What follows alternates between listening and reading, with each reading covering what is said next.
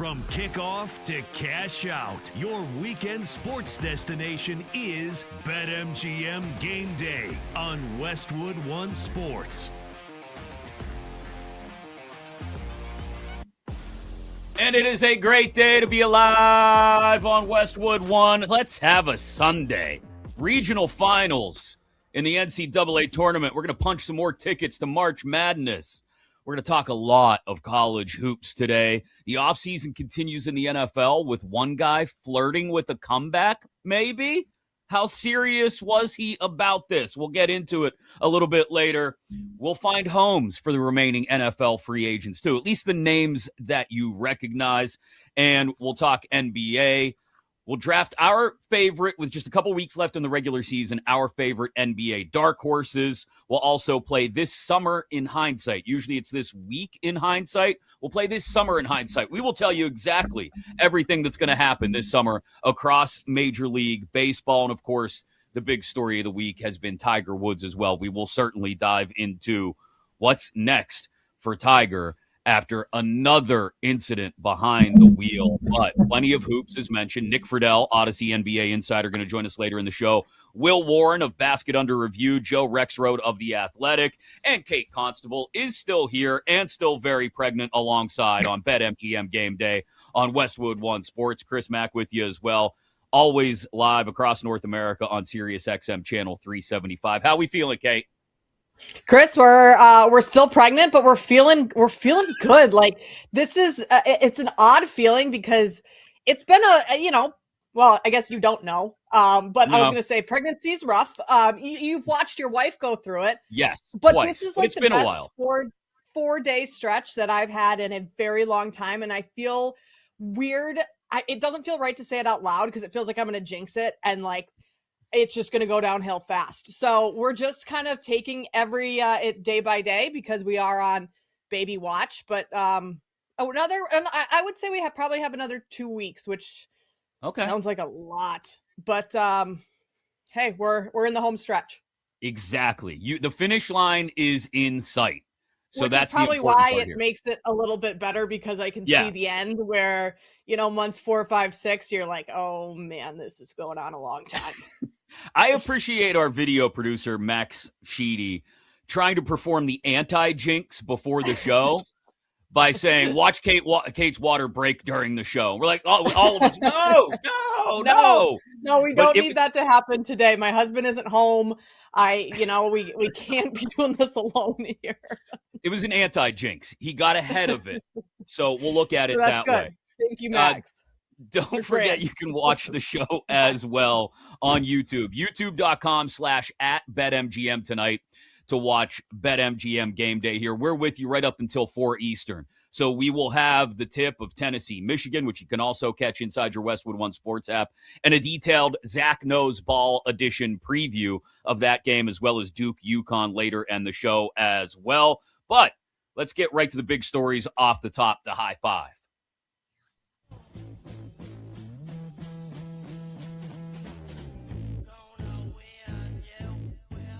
Five. Back to Sturts. He'll shoot another right wing three. That's no good. Rebound Wadler. Final 19 seconds, and that is going to do it. The celebration here in Houston by Illinois' faithful has begun. Brad Underwood embraces his assistants in front of the Illini bench. Final 2 seconds as the party in Champaign has begun. The Fighting Illini have punched their ticket to Indianapolis as they are headed to the Final Four for the first time in 21 years. Spiro Dennis on the call on Westwood One yesterday. I don't know if they've reopened beer sales in Champaign yet this morning or not. I know they were limiting things yesterday, but I imagine the party is still going. So if you wanted to buy a few tasty beverages this morning in Champaign and continue the party, you could. Back to the Final Four under Brad Underwood, and back to the Final Four for the program for the first time in 21 years.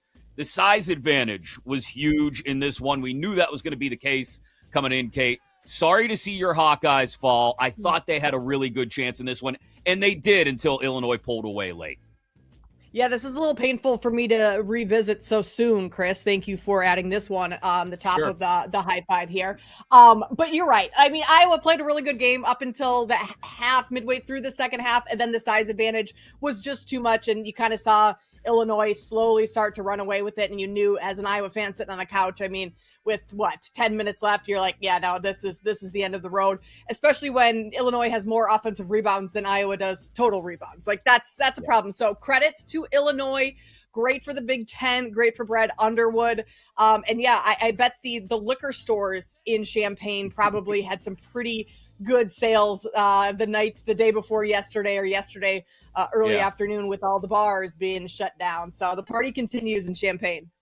I do think it's worth noting, and this is something we can talk about when we talk about the coaching carousel in college basketball later, but I think it's worth giving Ben McCollum his flowers after everything he did this year at Iowa. I actually read a great profile of the work he was doing throughout the tournament by Joe Rexrode at The Athletic, who we'll have on in less than an hour, about everything, just the basketball junkie he is, to go from Northwest Missouri State 2 years ago to the Elite Eight at Iowa this year with just the brief stop at Drake along the way.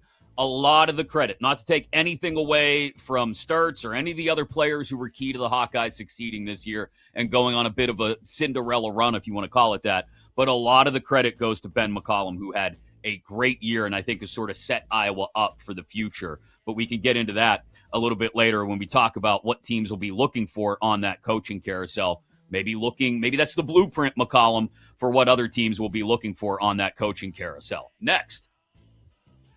4. Bradley with it over at the right hash mark. Dribbles left off a Kribas screen. Backs up beyond the arc. Finds Karchenkov on the left. Dribbles down to the left baseline. Double team. Bounce pass inside. Pete is there for the two-hand slam. It went to Kribas first. Then down low to Pete. That qualifies as execution right there. 68-55 Arizona. What terrific ball movement by the Wildcats. Ryan Radke on the call on Westwood 1 yesterday as Arizona pulled away late on Purdue. Koa Pete with the monster dunk there that put them up 13 as they were pulling away in the second half. And we're going to power rank, Kate, in about 20 minutes or so, the 6 remaining teams in the tournament, as we've got 2 tickets to the Final Four punched, and then the other 4 teams that are playing later today, obviously. But it feels like Arizona has asserted themselves through the first 4 games of this tournament as the best. And it's because they've got experience, guys who have played over in Europe before. They've got star power. They'll play defense. They'll rebound. They'll shoot. Still not a ton of threes last night, but they hit big shots when they needed to. And they have a freshman that is pretty dang good in Koa Pete. I don't want to give away any spoilers, Chris, but when we do power rank these teams, Arizona's going to be pretty high on my list in terms of the best team left, or the best teams rather left in the tournament. To beat a Purdue team in the manner that they did, I mean, 48-26 in the second half, it was an absolute beatdown, and Purdue didn't have any answers. Purdue's been a really good team for the last 4 years with the roster that they've had and the seniors that they have on that roster. So very impressive win yesterday by Arizona, and they are looking like one of the, if not the best team in the tournament right now. So those are the 2 teams, Arizona and Illinois, who have punched their tickets already. We'll get to the 4 playing today in just a moment, but huge story this week next. 3. There it is, a win for the ages.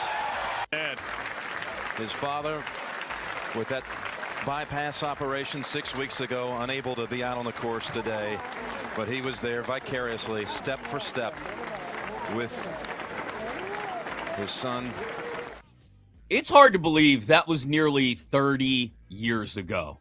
That was Tiger Woods' first major, his first Masters in 1997 with Jim Nantz on the call on CBS when he was 21 years old. Tiger had yet another incident behind the wheel this week. And yet again, we're left wondering, a guy who's been so incredibly precise and dominant over the years on the golf course. We could say what we will about the injuries and the back third of his career and how it's been very different from the first 2 decades, but a guy who seemingly always found the answers as long as he was on the course has not been able to find the answers, Kate, to whatever problems continue to put him behind the wheel, seemingly when he shouldn't be behind the wheel of a car. Chris, just a quick Google search here, and Tiger Woods' net worth in 2026 as of March is $1.5 billion. Let's get this guy a chauffeur. Yeah. There's a lot of answers to what's going on in terms of, like, let's get Tiger some help. Obviously, it seems like Tiger isn't willing to get the help he needs because this continues to happen. But let's just get the guy a chauffeur. I mean, Adam Schefter has a chauffeur because he's on his phone all the time. That's very smart by the people over at that network to give, their insiders, those who are need to travel and do work, those types of things. Let's get Tiger Woods a chauffeur and he can take him around wherever he pleases. For $1.5 billion net worth, I think he could afford it. Yeah, if I do my amateur math correctly, I think Tiger could pay me like 1/1,000,000th of his net worth per year, and I'd volunteer for that job. I'll happily just sit in the car outside his house waiting to drive him around. Absolutely. I think a lot of people would sign up for that gig. I don't know what it is, and maybe we could play armchair psychiatrist a little bit later before the end of this first hour when we talk about Tiger in a little bit more detail. I don't know what it is about a guy that he has to have these mistakes over and over and over again. And you would have thought the crash 5 years ago in LA was enough to scare him away from continuing to do this, but clearly it wasn't. I don't know what it is. Maybe it's something that comes with being so wildly successful at a young age, just being a celebrity and the face of a game at a young age. I don't know. Like I said, we can play armchair psychologist in about a half hour when we get into this in a little more detail, but it doesn't make sense to anybody. And Tiger's got to get things together away from golf before we actually start to wonder about what he's going to look like on the golf course again, even if the Masters are just right around the corner. Next. 2. There's Boswell coming up on 2 to play in this one. Boswell. Double team comes. He gets rid of it. Left side. Ament. Step in. 3. Got it. Ament with the 3. And perhaps the dagger for Tennessee. Up 73-59. Nate Ament's dagger for Tennessee over Iowa State to go up 14 late. Kevin Kugler on the call on Westwood 1. I didn't see this coming. Look, we've talked all kinds of smack on Rick Barnes for the last decade or so about what he does and how deep he gets into tournaments with quality teams. Well, oh, by the way, here he is in the Elite Eight again. And I think we can kind of throw those questions out the window and appreciate what Tennessee has done. I don't know if Tennessee can get past Michigan. In fact, I have a very real belief that they won't get past Michigan, who I have as my eventual national champ. But they've proven it over and over and over again. They've been doubted every round over the last couple of years, and they continue to push forward. And, yeah, it was the Cyclones without Joshua Jefferson. We can make that excuse if you want for Iowa State, Kate, but Tennessee looks like a team that could give Michigan a serious push this afternoon. I think they could give Michigan a scare, right? I'm with you. I'm not sure they get over the hump, but I think they could give them a scare. And I mean, we've talked all season long about the freshmen in college basketball this year, and just another dominant performance by another freshman in Nate Ament. And I mean, 18 points, 6 of 10 after a brutal first game in the tournament. I mean, he was really bad in that game. So to turn around and have the type of performance against a Cyclones team that, their defense comes to play every game, and to put up 76 points rather against that, Tennessee looked pretty good there.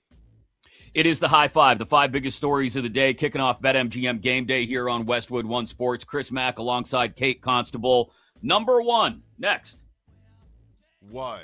All right, this is interesting. UConn not playing the passer. All right, here is Leitner with the shot, and it scores!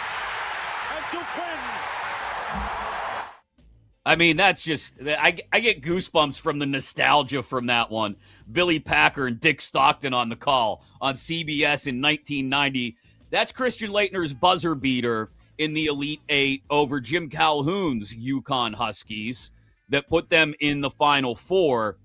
And that was the last time these two Blue Bloods met in a regional final with a trip to the Final Four on the line. They've met in the tournament since then a couple of times, and UConn has gotten the better of those matchups. It is a different era. It's Hurley on one side, and it's Shire on the other. But it's still Duke. It's still UConn. This is still, when we looked at the bracket in this region, as much as I doubted UConn given the way they'd played down the stretch, Kate, when we looked at the East region when the brackets came out a couple weeks ago, we looked at it and said, oh, wow. Okay, we've got Duke, we've got UConn, we've got Michigan State, we've got St. John's, we had Kansas, and we figured there would be a good chance we'd get a battle of the Blue Bloods in the regional final in the East. This is it. This is what the NCAA tournament on the second weekend is all about, a trip to the Final Four on the line between Duke and UConn, and Duke getting the absolute performance of a lifetime from a guy they didn't even expect to be on the floor a couple nights ago. Yeah, Caleb Foster was unbelievable in that game, especially at critical times. This is, I mean, I don't know if I've been as excited for a game in a tournament in the last couple seasons. And part of it is just the blue blood nature, the names, but like also the coaches too. John Shire, the success that he's had since taking over for Coach K. And then, I mean, who doesn't love to watch Dan Hurley? We need an ISO cam on Dan Hurley just in the corner of the screen. I mean, I would watch that. You know, networks all have their like alternate broadcasts for every big national championship type game and stuff. We need just an alternate broadcast that's just a Hurley cam, especially in a game of this magnitude. You know, he's going to be going nuts, but this is going to be a very, very fun one this afternoon. And I mean, Duke's a 5.5 point favorite right now. That seems a little rich. I think this one comes down to the very end. Yeah, I do too. And like Caleb Foster, I think, is the story of this one. If he plays anything like he did Friday night, then that's the difference. But UConn has put things together in the tournament. When, like I said, they scuffled down the stretch and we had so many questions about them, they've started to show us what they're capable of and what they were doing earlier in the season before they hit that rough patch of the late Big East schedule. I don't know if it's Dan Hurley. I don't know if it's the big names finally stepping up. Caravan has been huge the last couple of games, especially against Michigan State, but they're putting it together at just the right time. You're right, Kate. This game is probably the most excited you could be for a possible NCAA tournament matchup in the last couple of years. Duke, UConn. That tips on Westwood One and inside your Westwood One Sports app just after 5 o'clock. We've got you up until 4 here on Westwood One Sports. As mentioned, Joe Rexroad, who has been in Chicago for the Midwest Regional, he's going to join us at noon Eastern, so in a little less than 45 minutes. Will Warren of Basket Under Review is going to join us an hour after that. If you have not checked out that site before, some phenomenal information on the matchups going into each and every game now that we're down to the Elite Eight and punching tickets to Indy for the Final Four. A couple editions of Zach Knows Ball as our producer, Zach Kroll, will give us the insights on Tennessee, Michigan, and Duke, UConn. Plenty of NBA with Nick Friedel coming up at 3 Eastern. We'll tell you exactly what's going to happen in the MLB season this summer. We're going to jump in a time machine, go through the summer and the early fall, tell you how it's all going to play out. We've got names to find homes in the NFL. One guy who was flirting with a comeback. Lots to get to, including, again, more discussion of Tiger on the way. But coming up next, we are down to the final 6 teams in the NCAA tournament. 2 tickets punched, 2 more to punch, but we'll take the 6, the half dozen that we have now, and power rank them from 1 through 6, or from 6 down to 1 to make it a little more dramatic, because it's radio, and that's what we do. And don't forget to watch on YouTube as well. Alongside Kate Constable, I'm Chris Mack. We're up and running. Let's have a Sunday here on BetMGM Game Day on Westwood One Sports. This is BetMGM Game Day on Westwood One Sports.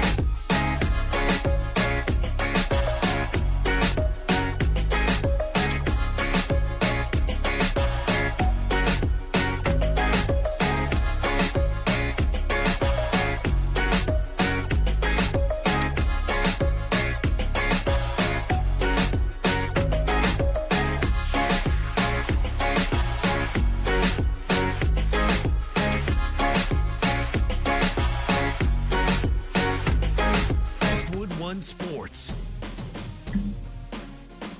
2 more tickets to punch to the Final Four later today, and you can listen to both games inside your Westwood One Sports app and across the Westwood One network, wherever you may be. Of course, Tennessee, Michigan, just after 2 o'clock, right around 2:15 Eastern, and Duke, UConn, just after 5 Eastern in the Battle of the Blue Bloods. We will preview both of those games a little bit later in the show with Zach Knows Ball, our producer, Zach Krull, who eats, breathes, drinks, sleeps college basketball. Will give us some angles on both of those games. Alongside Kate Constable, I'm Chris Mack. This is BetMGM Game Day here on Westwood One Sports.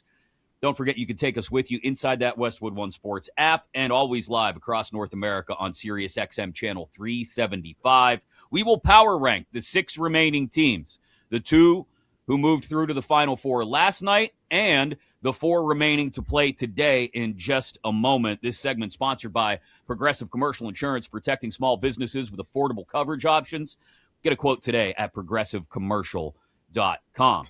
So we already alluded to this, Kate, but we're probably thinking the same things about a lot of these teams that are left. But I do think it's a good exercise to kind of power rank what we have left, see if maybe there's some recency bias in so much as what we saw from Illinois and Arizona last night, and also think about what the teams that are left can do, assuming they do move on to the Final Four. So let's get into it. Let's power rank the half dozen teams left on college basketball stage on this March 29th, 2026, getting ready to punch a couple more tickets to Indy for the Final Four. I'll let you go first. Power rank these 6 teams remaining from 6 down to 1, if you please. All right, Chris, let's do this. I think we're gonna. I'm just gonna start us off here. 6. We're going Tennessee. Yeah. I think that they're the weakest team left. I mean, weakest. You're one of the remaining 6 right now. The offensive rebounding is the one thing that can carry them. They're the best offensive rebounding team left in the tournament. Other than that, I think they are overmatched in a lot of areas with every other team that is remaining. 2nd or 5th, rather. I'm going to go UConn. I think UConn still is a team that, when looking at the remainder of the units left or the teams left, UConn is still the one of the weaker ones. They've had issues scoring at times in the tournament, came into the tournament, a little up and down. So I'm going to go UConn at 5.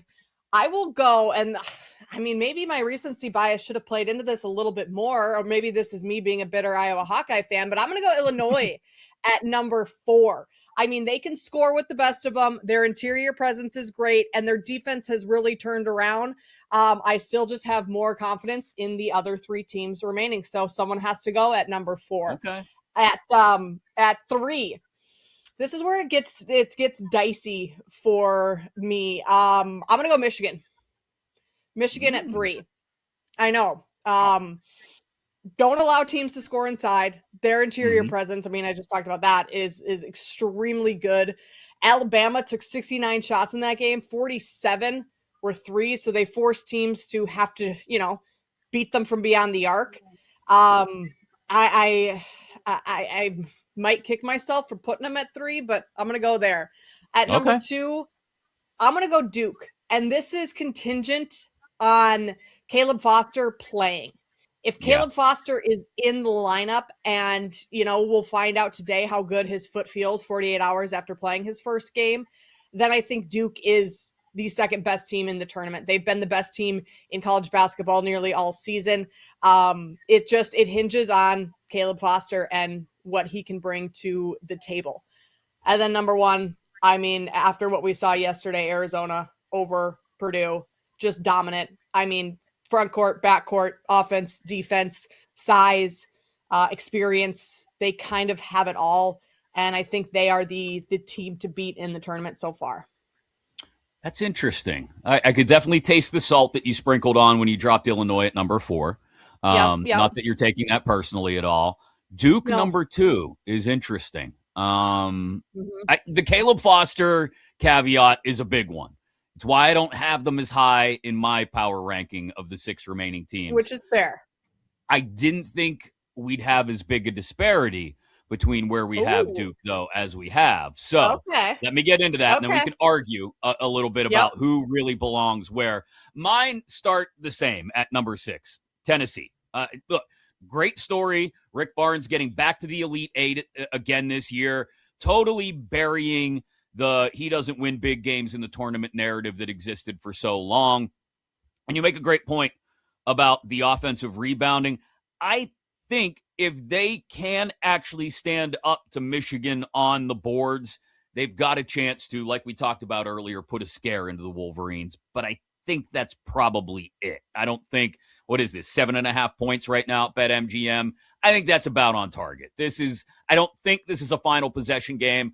I also wouldn't be shocked to see Michigan kind of pull away the way Arizona and Illinois did late last night in that first game this afternoon.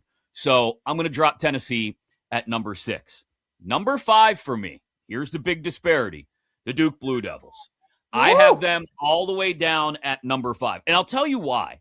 I think look, this is a very different Duke team than what people are used to expecting from Duke. And what I mean by that is Duke over the years, if you've been a college basketball fan going all the way back to when Duke's greatness started in the late 80s, early 90s, this program has always been looked at, well, kind of the way the Fab Five looked at them. You remember the Fab Five, 30 for 30, the documentary, where they all had varying descriptions of Duke that I cannot repeat on most of the places we're airing right now.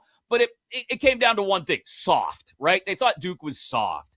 Duke is not a soft team. Duke has been arguably the grittiest team in this tournament so far, fighting back from early deficits, doing it without one of their best players, Caleb Foster, in the lineup. And then Foster comes in with a busted foot that he just had surgery on a couple weeks ago. All of these wonderful things I'm saying about Duke are also contingent on, when do they run out of steam? When do they hit a point where Duke can't come back in a game, where Duke doesn't get some Blue Devil magic?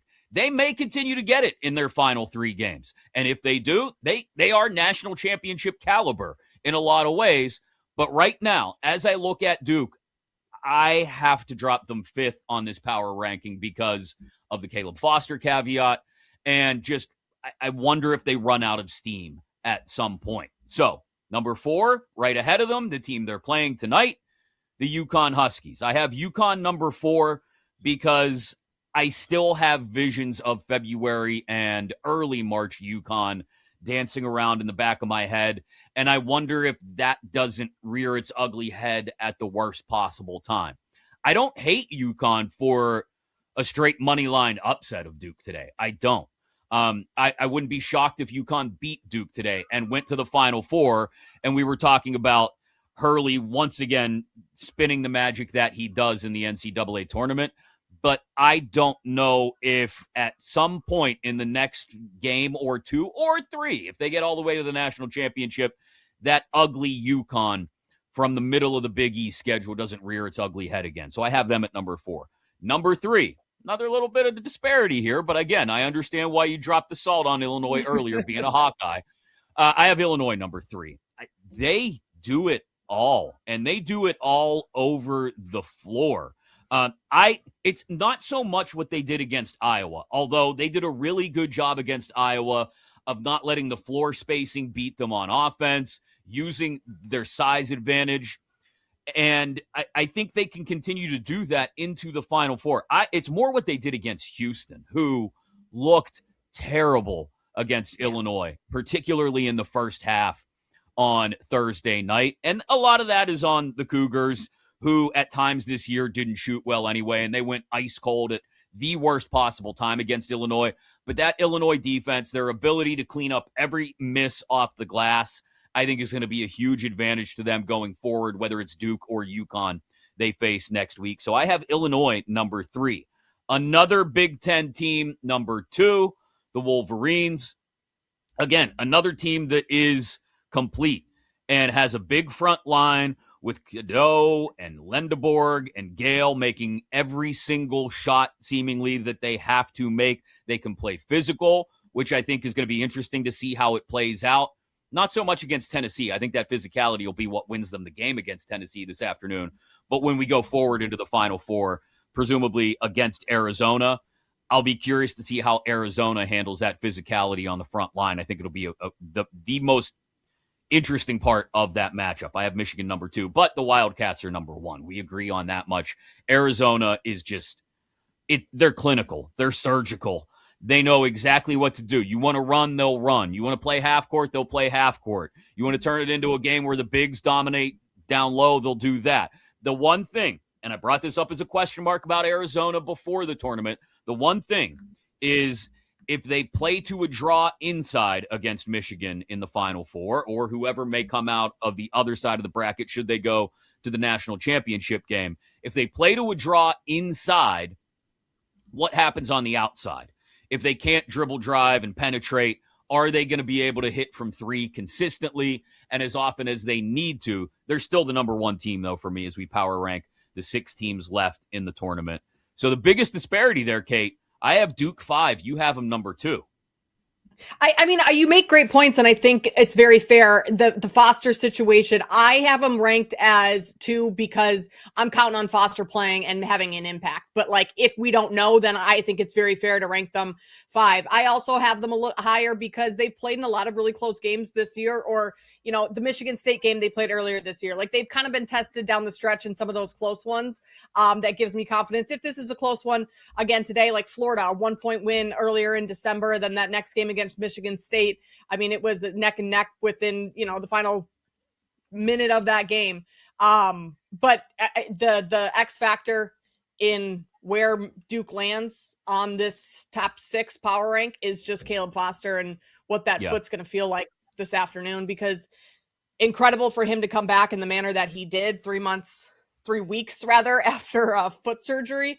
But like, how does that foot feel today after playing on it? And he only played 19 minutes, but that's still 19 minutes when you're coming off foot surgery. So I can't I'm going to argue with you because I have Duke at number 2. So we're going to have some beef, but you make a solid argument for them at number 5. I am going to be really curious to see, and again, we'll get into this game in greater detail later in the show, Duke UConn specifically, the tips just after 5 Eastern.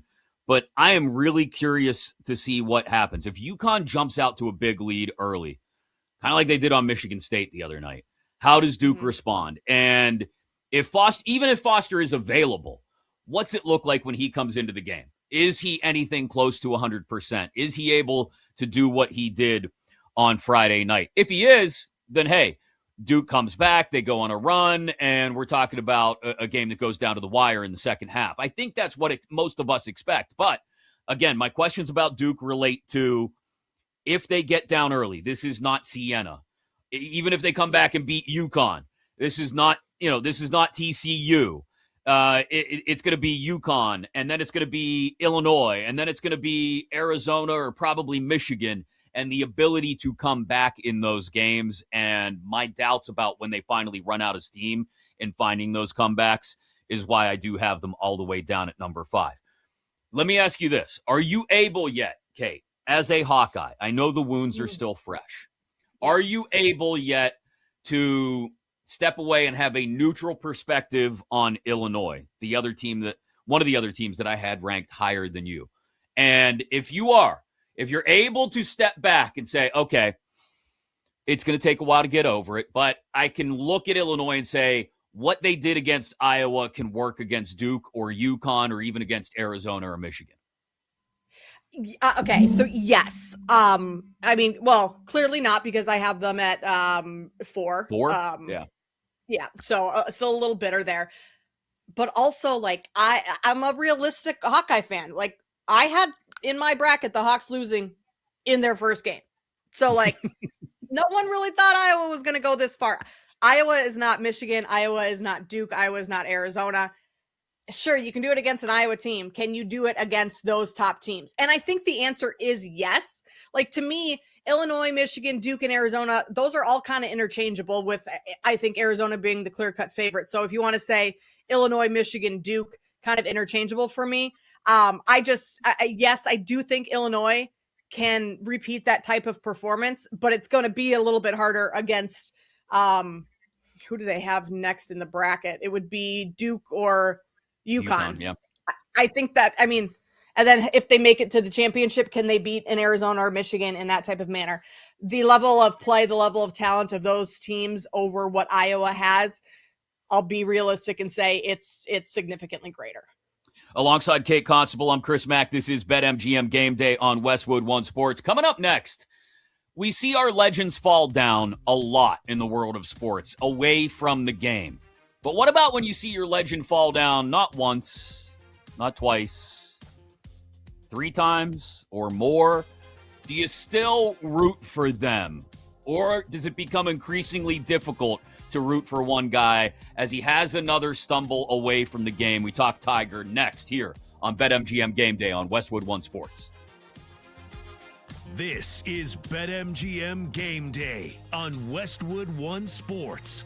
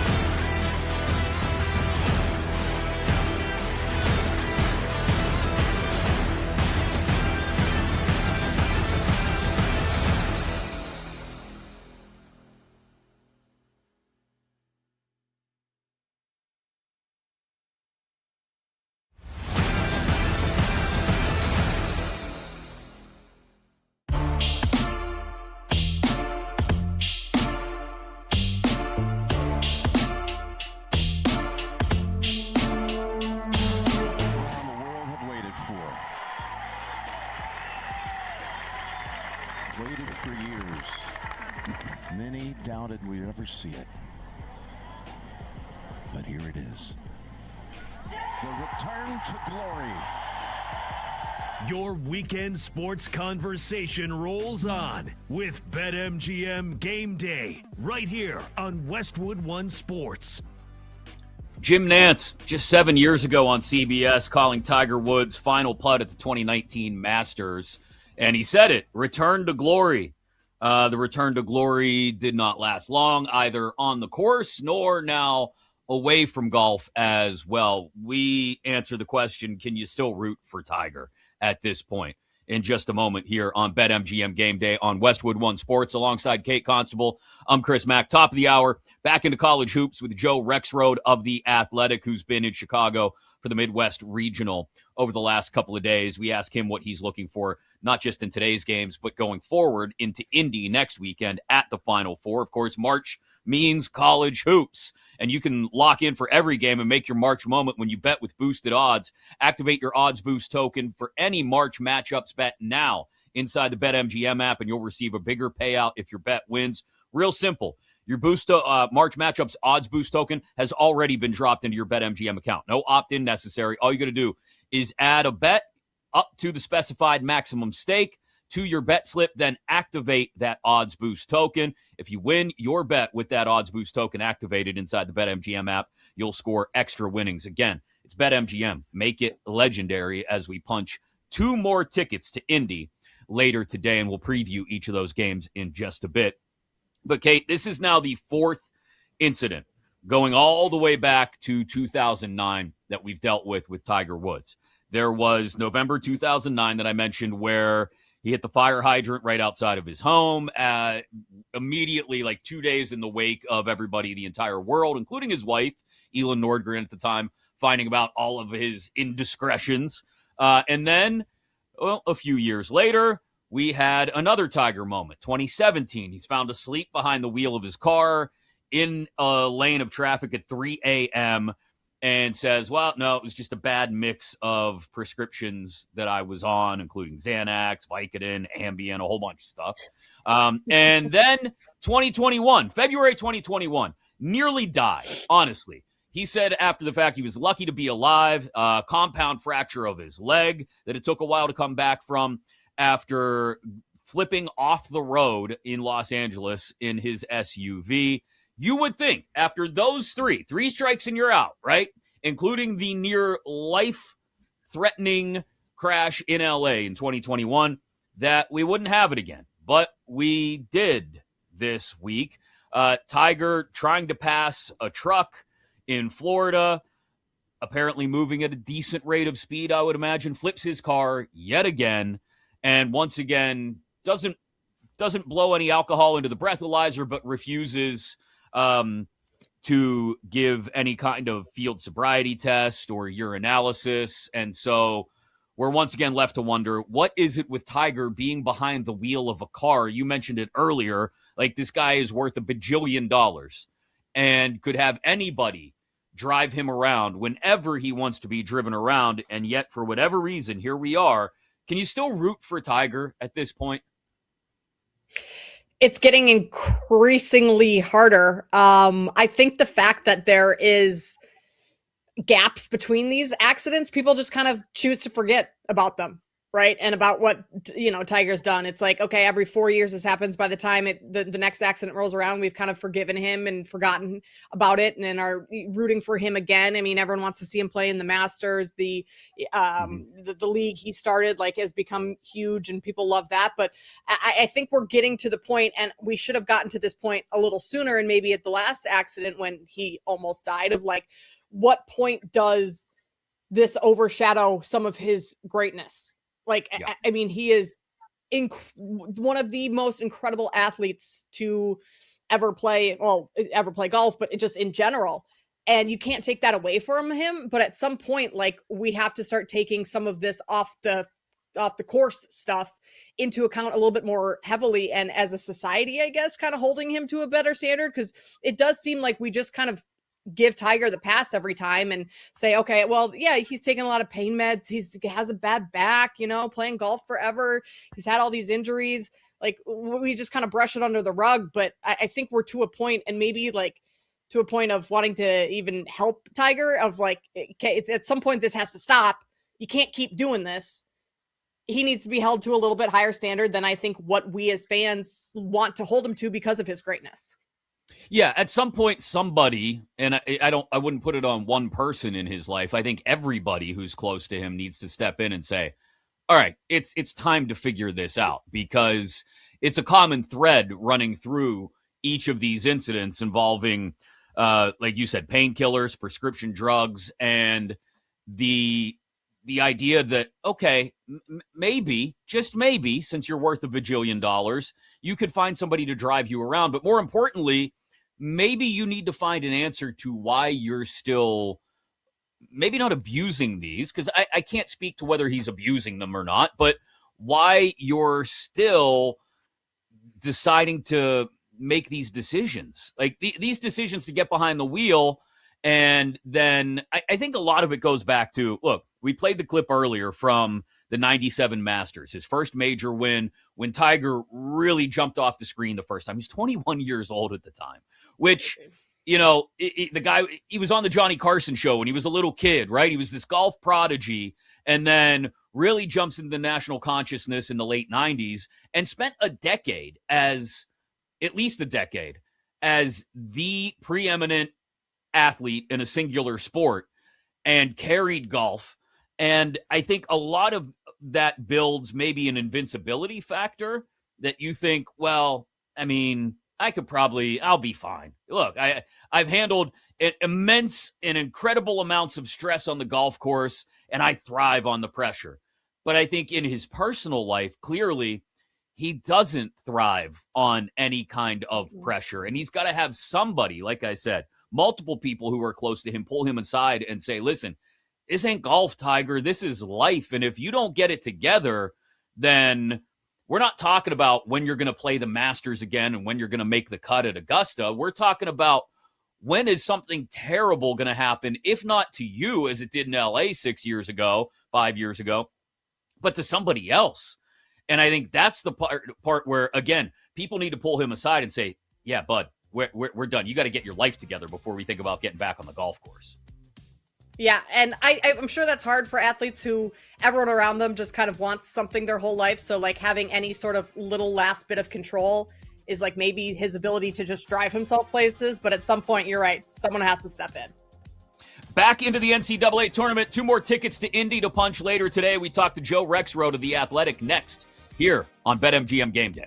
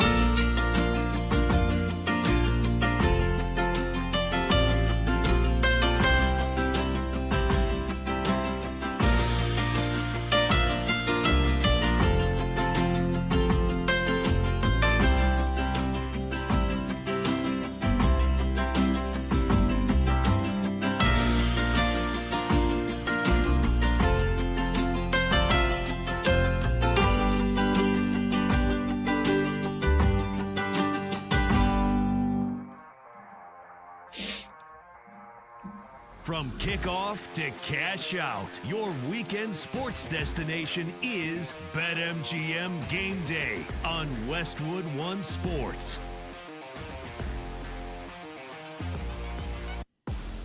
Two more tickets to punch to the Final Four this afternoon. You can hear both of those games inside your Westwood One Sports app, as well as this show live on Westwood One Sports. It is BetMGM Game Day alongside Kate Constable. I'm Chris Mack, also across North America on Sirius XM Channel 375.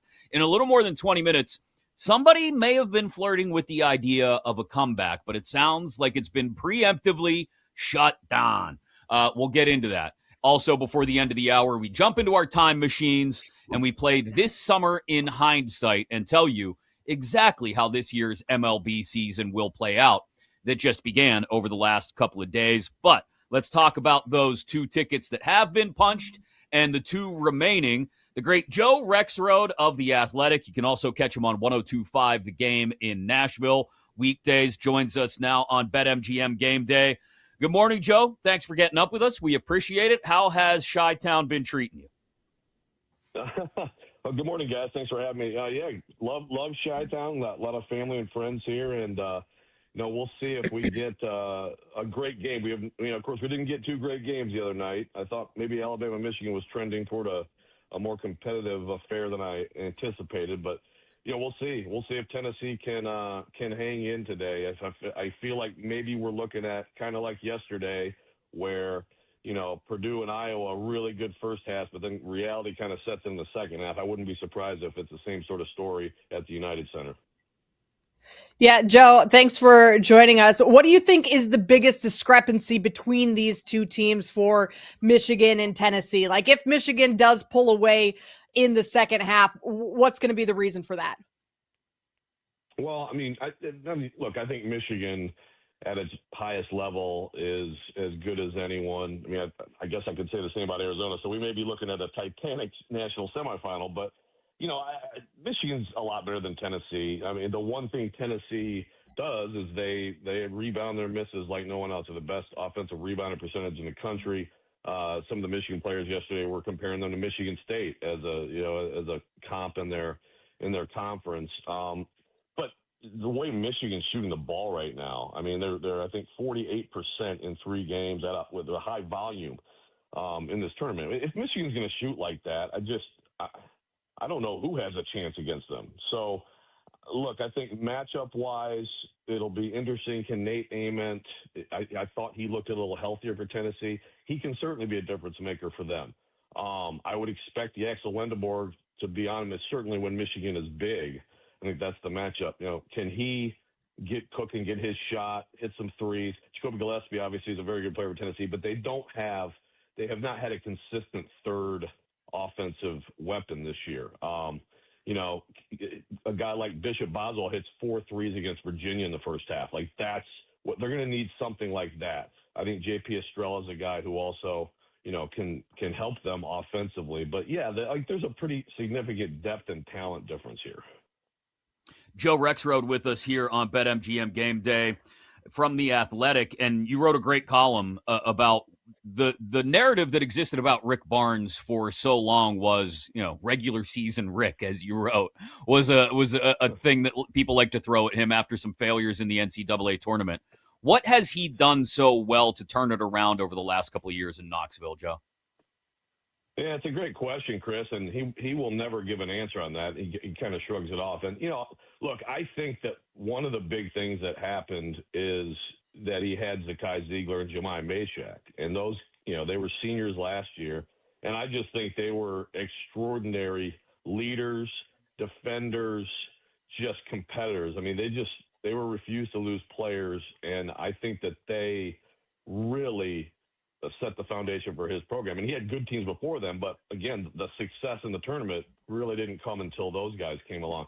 That's why this year, to me, is so impressive. Look, I at no point this year did I look at Tennessee and say that's an Elite 8 team.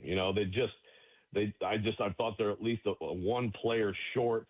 Cameron Carr at Baylor could be with Tennessee. Then I think we might be talking about something different, but he left for Baylor and he wasn't playing a lot last year. And so that's why this year is and I'm not saying Reed doesn't deserve credit, of course, for the turnaround in last year's, but like it was easier to explain than this team doing what it's doing. And I mean, I think that's a testament to maybe finding some kind of formula. I think that defense and rebounding has always been important to Rick Barnes, but maybe it's a little bit higher level here in the last few years at Tennessee. This year, they're like 15th in defensive efficiency, but they've been up in the top 5, in the last few years. And so maybe that would be the one thing you'd point to, that just the defensive emphasis has increased a little bit, and that has paid off in March. Duke certainly needed Caleb Foster in their last game, and having him back is a luxury that they didn't think they were going to have. How big of an impact is his just presence on the floor going to play today? I mean, compared to if he wasn't able to go at all. Yeah, huge. And a big question for me is like, is there a residual effect from what he did Friday? I mean, obviously a lot of talk about how like he shouldn't be out here. This is a 6-week injury, and it's pretty amazing what he's done. You do wonder, like, does that pay off negatively today? But he's critically important. He's just a guy who all year has just had a feel for making a big play.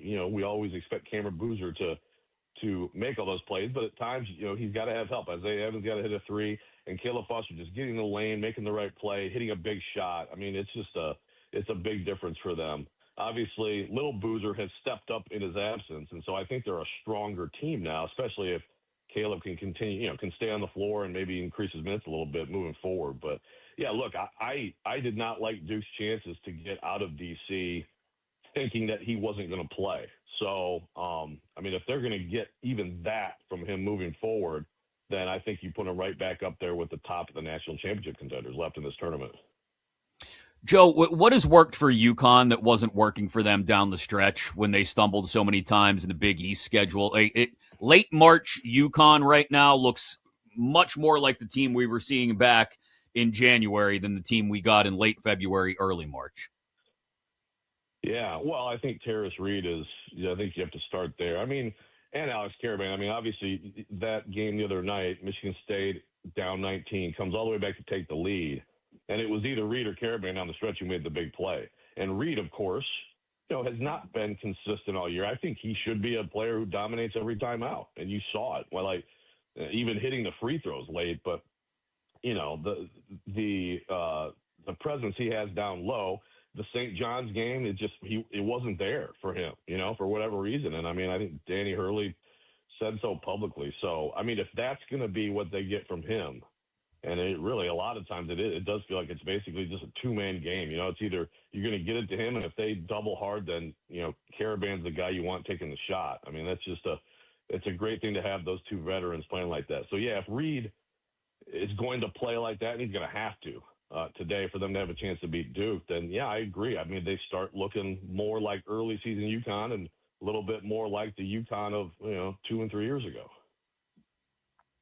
I am a Iowa grad, Joe, and so watching my Hawkeyes make it to the Elite Eight was fun and very unexpected as well. But how do you kind of put into words what Ben McCollum did this year for Iowa? It almost feels like this is like a little bit not quite the same level, obviously, because Indiana won a national title, but a Kurt Cignetti type story of a coach coming in and having a big turnaround right away. Yeah. Well, first of all, congrats. Amazing. You think about, first Sweet 16 since 99, first Elite Eight since 87. And, I mean, it looked for a while yesterday like it might be the first Final Four since 1980. The funny thing about the Cignetti thing is I was kind of saying that about Hoiberg. I know he's been there a while, but it's kind of the same, with Nebraska, it's like the football school becomes the basketball school. But, yeah, in terms of just coming right in and establishing a culture of toughness, as you know. I mean, look, Fran McCaffrey's a good coach. They had a lot of good teams, but they always failed defensively. That's when it always came down to, is they couldn't get the big stop. Overall, the defensive numbers just weren't there. And for McCollum to come in and do what he's done, really remarkable. Obviously, it's great to be able to bring Bennett Sturts with you, right? I mean that's a huge part of this. But I mean, if you're an Iowa fan, you got to be really excited about the future, and of course, hoping that some of these other programs with openings stay the heck away from them.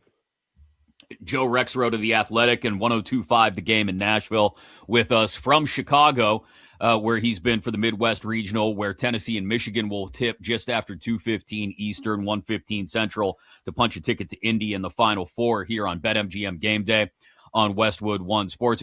We can get to Arizona and Illinois, the teams that have already won, in just a minute, Joe, but I want to kind of spin off Ben McCollum. Is this a little bit of a blueprint? I mean, 2 years from Northwest Missouri State to the Elite Eight at Iowa. When teams who are looking for coaches this offseason are looking for new head coaches, will they look to maybe unearth one of those guys who's followed that McCollum route? You know, Kate made the comparison to Cignetti in football. Are there some guys out there that would make sense for maybe an NC State? I know North Carolina is going to look for a big name, but when you start to look around the college coaching carousel, will they try to follow that Ben McCollum blueprint? Yeah, I mean, certainly that makes sense. And we've seen a lot of, mid-major coaches obviously have success. But, it's also like you said in football, it's like find the next Cignetti. And I guess my answer would be like, are you sure there is another one? Right. Obviously he's exceptional. And I think McCollum is too. But, like, for example, obviously Kansas State, I think they made a good hire getting Casey Alexander out of Belmont.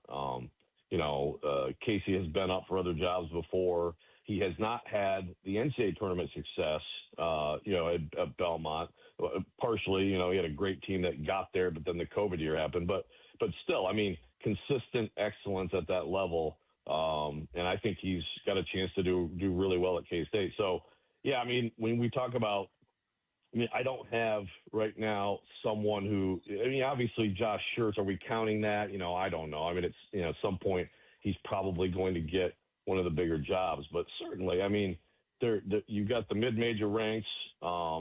You've got like the TJ Otzelberger route to Iowa State too. I know he had been there as an assistant, so there was familiarity, but look, yeah, if you can find the next, Ben McCollum, absolutely, and teams should be looking carefully at the mid-major level for that.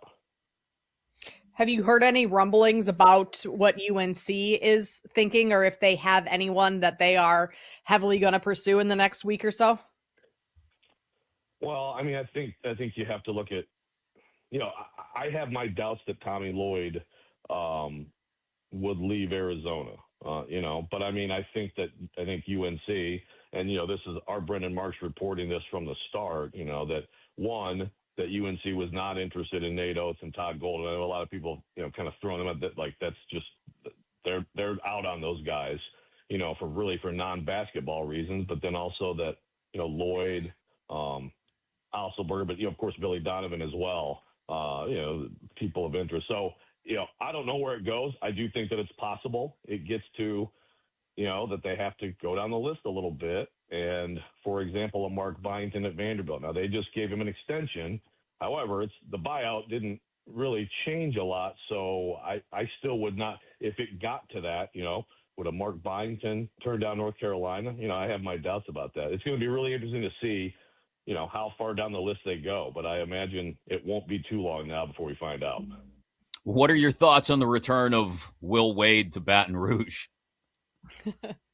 Yeah, it's just well, first of all, and I wrote this in The Athletic. I mean, it's just what an incredible trio of Will Wade, Kim Mulkey, and Lane Kiffin. I mean, and if you're an LSU fan, embrace it, be excited, us against the world, because I promise you, the rest of college sports does not like your athletic department. So that's just how it is. My thing with Will Wade is, look, Will Wade's a good coach, but is he so good that it's worth all this? I mean, like Kim Mulkey, yeah, she had 3 national titles to her name. And even Lane Kiffin, I mean, we all knew he was probably going to be the most coveted coach during the last cycle, and he was. The Will Wade thing, first of all, let's remember that, he got them to a Sweet 16. He had some good teams. He obviously was doing extra to get players. He wasn't the only one. But if he had that edge then, why do we think that there's going to be some significant edge now? I mean, obviously, it's just how much they want to fund his program. Is he that good of a coach to make a difference, to make the kind of difference they think? I mean, he went to NC State last year, got a lot of money, went out and got some guys, got a Trey Holloman and Darian Williams, spent some big money, put together a pretty talented roster, faded badly down the stretch, barely made the tournament, losing the first 4. And the way he's handled this, the dishonesty, just the abject dishonesty of the whole thing. I think LSU may have buyer's remorse on this one. He's a good coach, but some people they have treated him like he's a great coach, and I don't think we have evidence of that. The trio at LSU is just phenomenal. I mean, it's pretty good, those three there. Joe, you wrote about, which Chris asked you about, Tennessee and Rick Barnes and kind of getting over the hump a little bit in terms of their tournament success. I mean, Tommy Lloyd and Arizona, 25 years since they made a Final Four. Is it just this roster and the experience, the players that they have on this, or is there anything else that you've seen Tommy Lloyd kind of tweak or change over this season that has led them to this success? Well, he's a great coach, and I just think that I just think bully ball is where it's at. I mean, it's what won it for Florida last year. I think it's what's going to get Michigan to the Final Four and have a real chance to win it. And you look at Arizona, I mean, they don't take a lot of threes. They are efficient enough, but they don't take a lot of threes. They pound the ball inside, and I just thought in the second half yesterday, you saw it again, they just, 48-26 in the second half, just completely dominated the paint. And obviously, when you have freshmen like Pete and Burris, I mean, those are just tremendously special players. I mean, I think Burris is a guy who doesn't get talked about enough in terms of the upcoming draft. I mean, I think he's going to be a dynamic player in the NBA. So it's a tremendous collection of talent. Then you can bring a Tobe Awaka off the bench and just beat people up. And so I think that is, the trend, I think with a lot of teams is, obviously going big, going too big, just dominating the glass and dominating games that way. So, I mean, look, again, if Tennessee wins today, incredible story. And just truly amazing if that happens. But I think a lot of basketball fans would like to see little Arizona, Michigan go head-to-head and, see how that goes. Talk about just an incredible matchup that would be. Yeah, absolutely. And as far as looking ahead to the Final Four goes and the style of play that's working for teams deep into this tournament, Joe, what about Illinois? Can they use that template that they've used to this point through 4 games to get past Duke or UConn, whoever wins the East Regional? Absolutely. I mean, they're going to defend like this. Absolutely. And that's been the thing this year. They've been a little inconsistent on that end. They've lost a lot of close games. They easily could have been a 1 seed in this tournament. They're that quality of team. Again, look, interior domination is the biggest team out there. They haven't always been the most physical. I think of when Michigan went into Champaign and really kind of, took it to them with their former player, of course, Morez Johnson, doing a lot of that damage. But I feel like they've toughened up here. I think they're plus 17 on the boards against Iowa yesterday. And look, and obviously when you have Keaton Wagler just able to get you a bucket whenever you need one. If you have Stojakovic playing like that off the bench, 17 yesterday off the bench, I mean, Illinois absolutely can win this tournament. The defense they played in that Houston game, to me, was like, okay, I haven't seen that much this year. And now that they've found it, I think absolutely they are.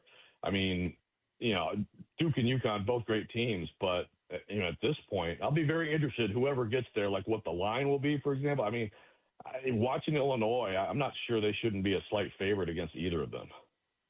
Joe, great stuff as always. We appreciate you making the time, and we'll definitely continue to keep an eye on your coverage of Tennessee, Michigan this afternoon, and then things going forward into next weekend in Indy. Thanks again.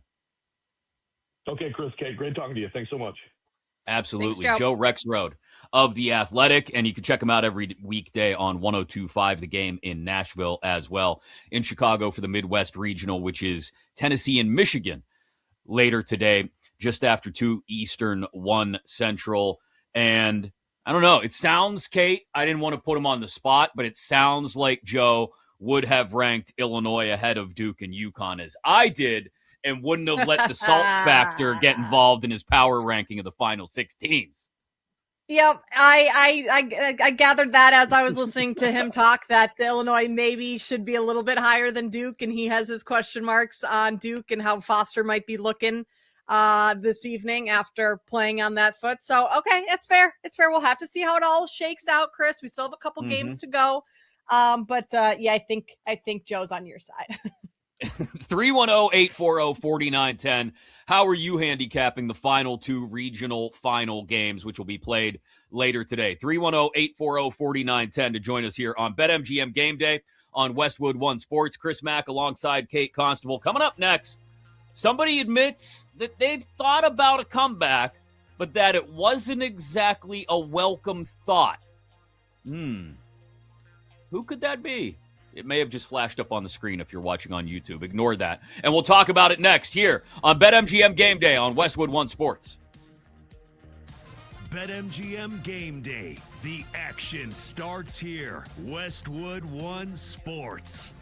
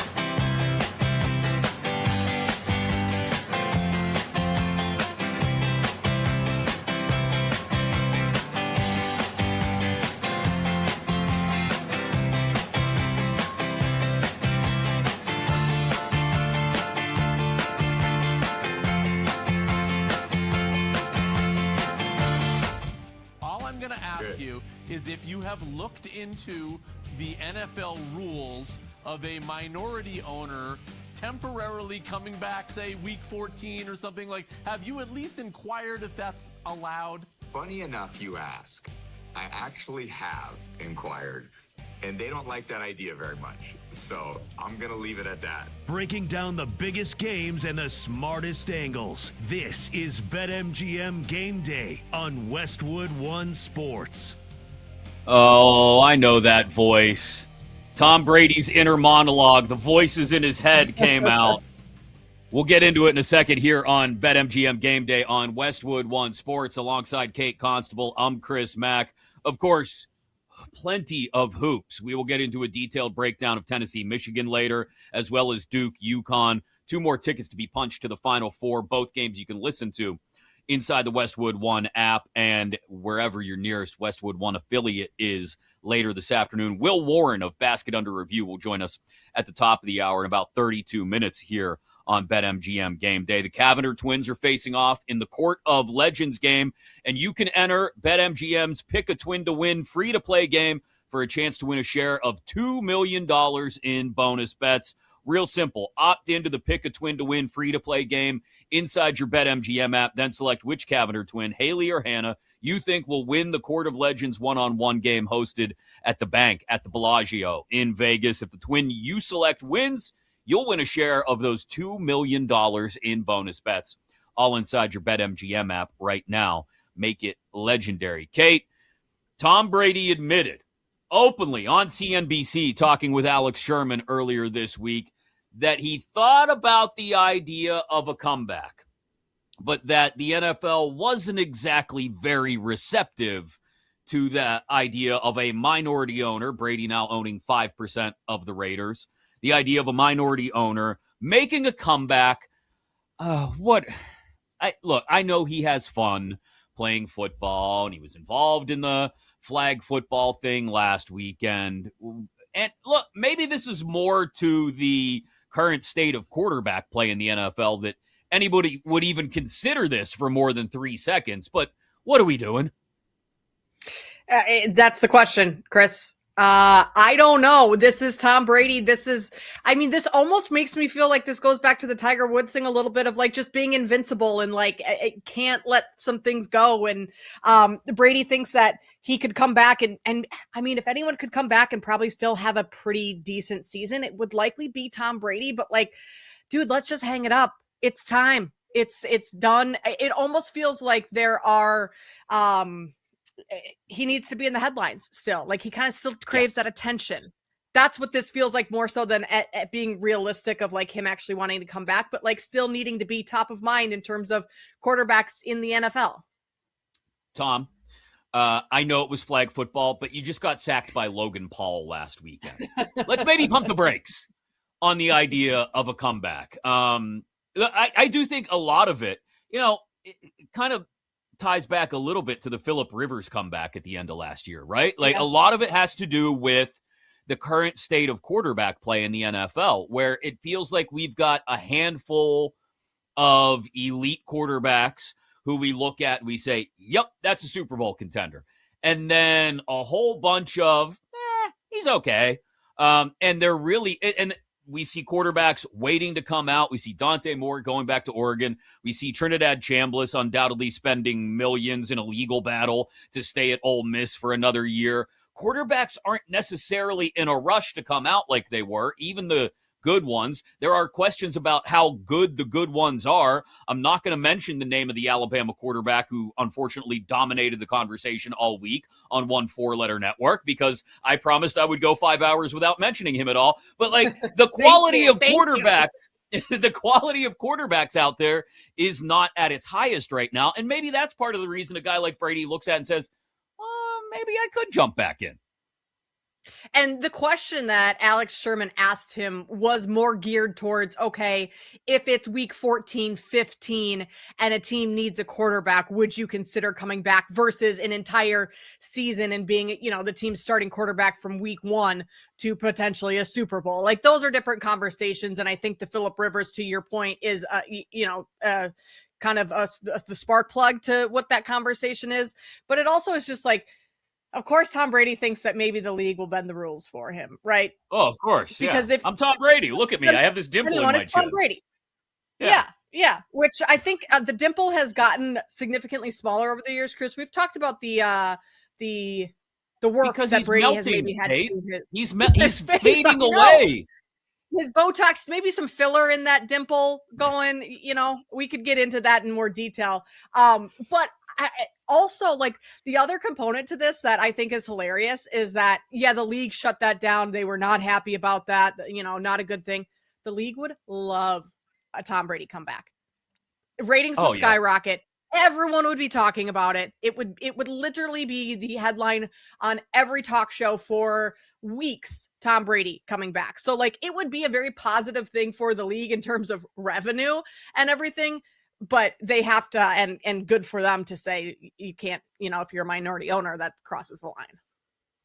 Yeah, I mean, we've seen it happen before where people who owned a team thought about or actually did come back, right? Like Mario Lemieux way back when for the Penguins was part of the ownership group when he decided to step back on the ice. So it's not entirely out of the realm of, possibility, but I think all the questions that come up with a guy, look, there's already been a million questions about what Brady has been able to get away with being a broadcaster and a minority owner.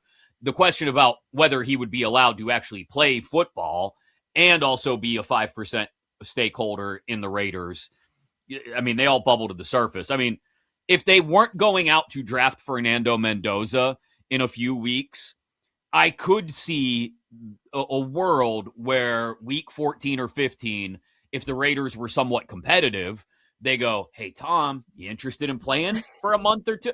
But the Raiders aren't competitive, and they are drafting a rookie quarterback, so none of it really comes together.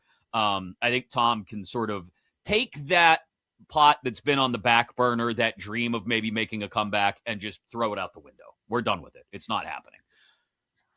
Do you think this is more of like Brady still having the itch to scratch at all, him being bored, him still feeling like he needs something to prove? Or is this just like, a short conversation that, of course, we as talk show hosts have to overanalyze? Right.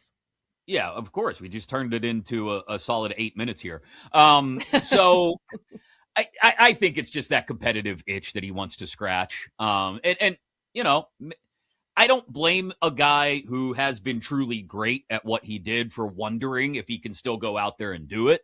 But I think that's where you kind of have to, like I said, just leave the dream there. Let it just exist as that, a dream. Because reality, I don't think would look anything like Tom Brady expects it would in his wildest dreams. I did want to bring up Jackson Smith and Jigba signed a massive contract extension since Brady was on CNBC talking the business of football. Let's talk a little business for just a couple minutes. JSN signs a massive extension with the Seahawks, becomes the highest paid receiver in the game. I know he's coming off a fantastic year, Super Bowl champ now. Does that add up for you, Kate Constable, that Jackson Smith and Jigba is now better compensated than Jamar Chase or Justin Jefferson, for example? I mean, it does, just because, we see this in the quarterback market every year. Like, it resets based on who had the best season. So I think it's the same within the wide receiver market, and certainly deserving because of the numbers he's put up. And he's kind of built to this over the last 3 seasons, like a solid rookie year, but he had over 1,100 yards last season. And that was with Geno Smith and not great quarterback play. And then the numbers that he put up this year with Sam Darnold, he's only 3 years into the league. So he's still really young.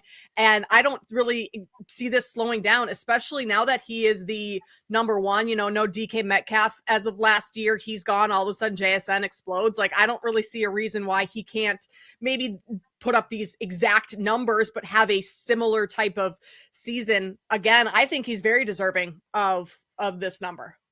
Yeah, I think, look, I don't think he's a better receiver than Chase or Jefferson.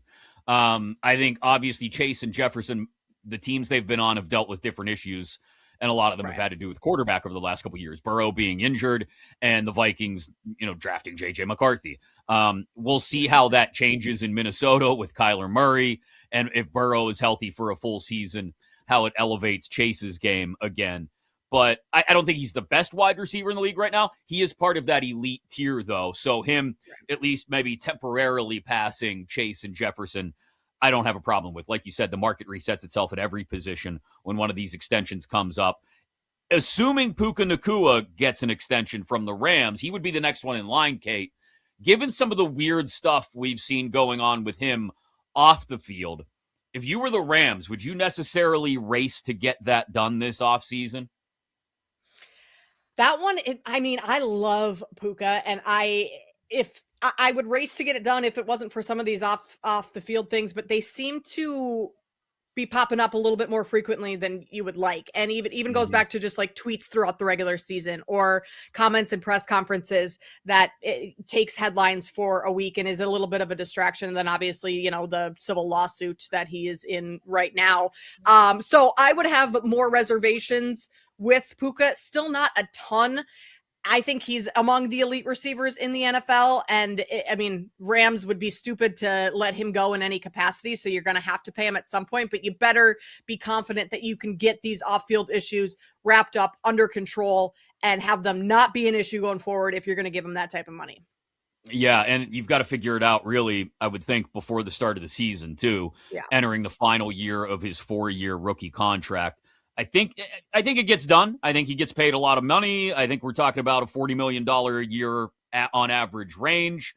But yeah, I would pump the brakes just a little bit in how I sit down and approach Puka this offseason if I were the Rams and talk to him about that off-field stuff that has gotten really weird, especially this offseason, before we hand over $40 million a year over the next 4 or 5 years. Back into college hoops at the top of the hour. Will Warren of Basket Under Review is going to join Kate and I here on BetMGM Game Day to preview Tennessee, Michigan, Duke, UConn, and talk about Illinois and Arizona punching their tickets to the Final Four. But coming up next, we jump in the time machine and we tell you exactly how it's all going to play out this summer as Major League Baseball is finally underway in its first weekend. This summer in hindsight, an MLB edition, next here on BetMGM Game Day on Westwood One Sports. BetMGM Game Day. The action starts here. Westwood One Sports.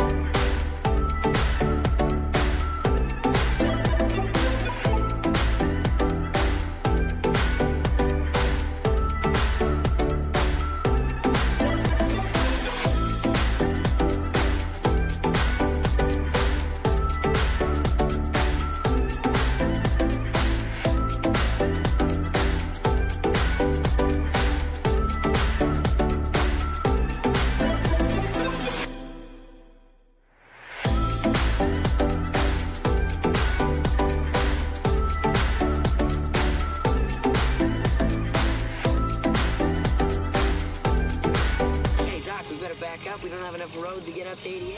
Roads?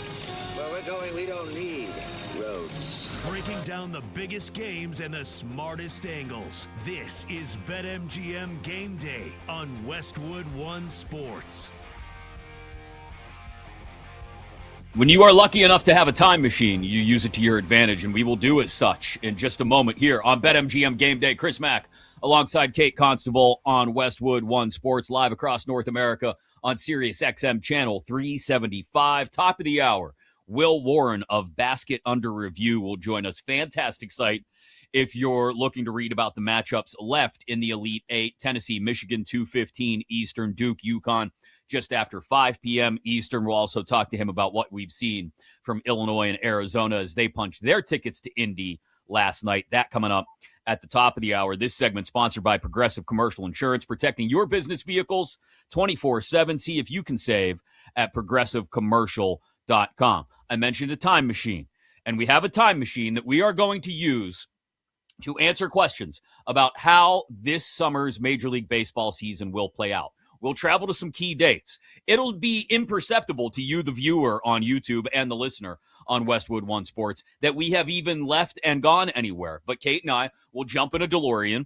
We will drive 88 miles an hour, the appropriate speed to achieve 1.21 gigawatts of power, to activate the flux capacitor, and travel back, or ahead, I should say, into time, and then travel back to give you the answers as to how this year's MLB season has played out. Kate, are you ready for your maiden voyage on this summer in hindsight? Whew. Let's do it, Chris. I'm ready. All right, let's do it. This summer in hindsight. Hit the music, Grant.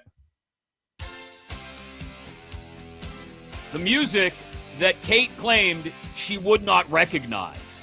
Huey Lewis, The Power of Love. Come on. Back to the Future, Kate. I may need some words to go to that. Back to the Future. I told you last week we ranked our action. I've never seen Back to the Future. Oh. So, yeah, I know. I don't know if I can allow you. I don't know if I can allow you in the passenger seat of the DeLorean. You may have to just wait really here in March 2026 while I travel in time. But it's embarrassing. Chris, I'll have a couple months to sit on the couch over the next, when baby comes. Yes. I'll just crank through a lot of these movies. Yes, the Back to the Future trilogy. I won't blame you if you don't pay attention to the third one, but at least the first and the second you got to watch, Kate. Come on. All right, deal. That beautiful baby girl is going to fall asleep on your chest after a feeding, and you're going to be just awake enough to pop a movie on Back to the Future and Back to the Future 2. I need you to get it done while you're out, okay? That's a deal. That's a deal. Let's travel to the first date in time where we are going to check in on the 2026 MLB season. We are headed to May 25th, a.k.a. Memorial Day, here in these beautiful United States of America. Let's go. All right, we're back from May 25th, Memorial Day. Again, it was imperceptible to you, the listener and the viewer, other than maybe a little shaking of my head that occurs when we jump in the time machine. My brains get a little scrambled. Let's start with this, Kate. Which team is unexpectedly in last place in their division on Memorial Day? All right, Chris, let's go to the NL Central. I'm going to say the St. Louis Cardinals. I think they're gonna start hot, but this division's tough, and I mean, I think a lot of people, maybe yourself included, who knows, but think that the Pirates are going to continue to be the worst in the division. But I think the pitching and some of the young prospects that the Pirates have are going to carry them. So I'm going to go Cardinals are. I mean, that's not a wild take by any means that the Cardinals could finish last, but I'm going to go Cardinals that they're last in the NL Central. I mean, they've started out 2-0 here on this first weekend. They're hot. Very early, very small sample size. And they have a potential Rookie of the Year candidate. So we'll see how it plays out. But Kate's got the Cardinals in last place after traveling ahead to Memorial Day. I checked the AL East when we took our trip through time, and the Rays, somewhat unexpectedly, in last place in the AL East. A very tight division, but Junior Caminero aside, not a lot of offense. The pitching has been disappointing early in the season through the first couple of months. I'm just here to report what's gone on for Tampa, so I'm sorry They are sitting at the bottom of the AL East on Memorial Day. All right, next date we are going to travel to, July 14th, the All-Star Game in Philly. We're going to go grab a couple cheesesteaks, come back and tell you what things look like at the All-Star break. We're back. Okay. At the All-Star break, Kate, what was the biggest surprise for you? Our return when we come back. So dramatic, Chris. It really is. I'm gonna go with the Braves. They're clearly out of the playoff picture. They're done. They have a strange roster this year, and they've lost a lot of key pieces over the last years. You just kind of wonder what they're going to do this season in terms of before the trade deadline, anything happening there. So I'm going to go that the Braves, they got no shot. They're done. Their season's over, and we're only at the All-Star break. Wow. Given the injuries, and it's an annual thing now in Atlanta. Right. Given the injuries, not totally surprising. The biggest surprise for me at the All-Star break was that Paul Skeens didn't even have the lowest ERA in the Pirates rotation. You brought up the Pirates earlier and how they're a little bit of a darling in some people's eyes.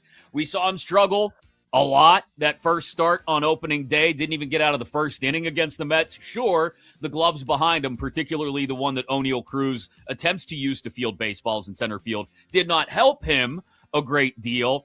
But Mitch Keller, actually the best ERA, around a 2.10 ERA for the Pirates at the All-Star break. So the Pirates sent multiple starters to the All-Star game. Skeens because he's Skeens, and Mitch Keller because he's had a great first half of the season for those somewhat surprising Pirates. So those were our updates from the All-Star break. Let's travel ahead to, you know what, let's travel farther out to the trade deadline. August 3rd. All right, we're back. You guys, again, totally imperceptible to you, but Kate, who was the biggest name moved at the deadline, or maybe a team that went all in unexpectedly? Well, this is another team that I don't exactly expect to have a whole lot of success this year, and they've made some questionable moves over the last, season. I think it's going to be a pitcher that is one of the bigger names, and I'm going to go Minnesota Twins' Joe Ryan. I think he is on the move. Spent a lot of time in Minnesota, but the rumors are already starting to swirl, and the Padres are a potential landing spot according to those rumors. And so I'm going to say Joe Ryan is on the move mid-season and finds himself a new home towards the end of the year. Plus, it always seems like the Padres are the one team that makes all these splashy trades towards the trade deadline, and a lot of it is pitching, and it just kind of seems on par. So the biggest surprise to me, again, referencing my Pirates, who are still at the trade deadline, somewhat surprisingly in it, despite the terrible fielding. They went out and got somebody who probably isn't going to help the fielding a whole lot, but I mentioned those Rays who were struggling early in the season. The struggles continued. And so Yandy Diaz was on the block, and the Pirates went out and got themselves a big swinging first baseman. Probably won't use him a lot in the DH role with Ozuna and Cruz there, but Yandy Diaz acquired by the Pirates to play first base at the trade deadline. You know what? We're going to skip past the end of the regular season. One final date we're going to travel to. You might want to bring a hoodie. We're going to go all the way to November 1st. It's going to be chilly, but the season is over. All right, we're back. The World Series is over. We traveled all the way to November 1st, Kate. What happened? Who won? How'd it go down? I mean, is it a surprise, Chris? The Dodgers win the World Series again. Yeah. It's we could throw out hot takes. We could make this wild, but the Dodgers are gonna be right there. Dodgers win the World Series November 1st. It's over. LA back on top. I was not totally surprised to see this play out either. What was surprising was that Shohei Ohtani got 2 wins in the World Series on the mound.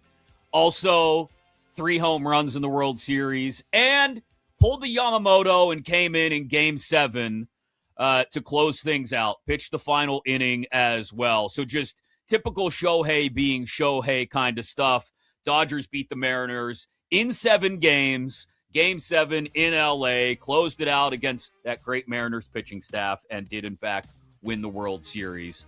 Thanks to each of you for allowing us to travel into time on your behalf and find out how the 2026 MLB season was going to play itself out. Coming up, back into the present tense And how do things play out today between Tennessee and Michigan and Duke and UConn? Will Warren of Basket Under Review joins us next here on BetMGM Game Day on Westwood One Sports.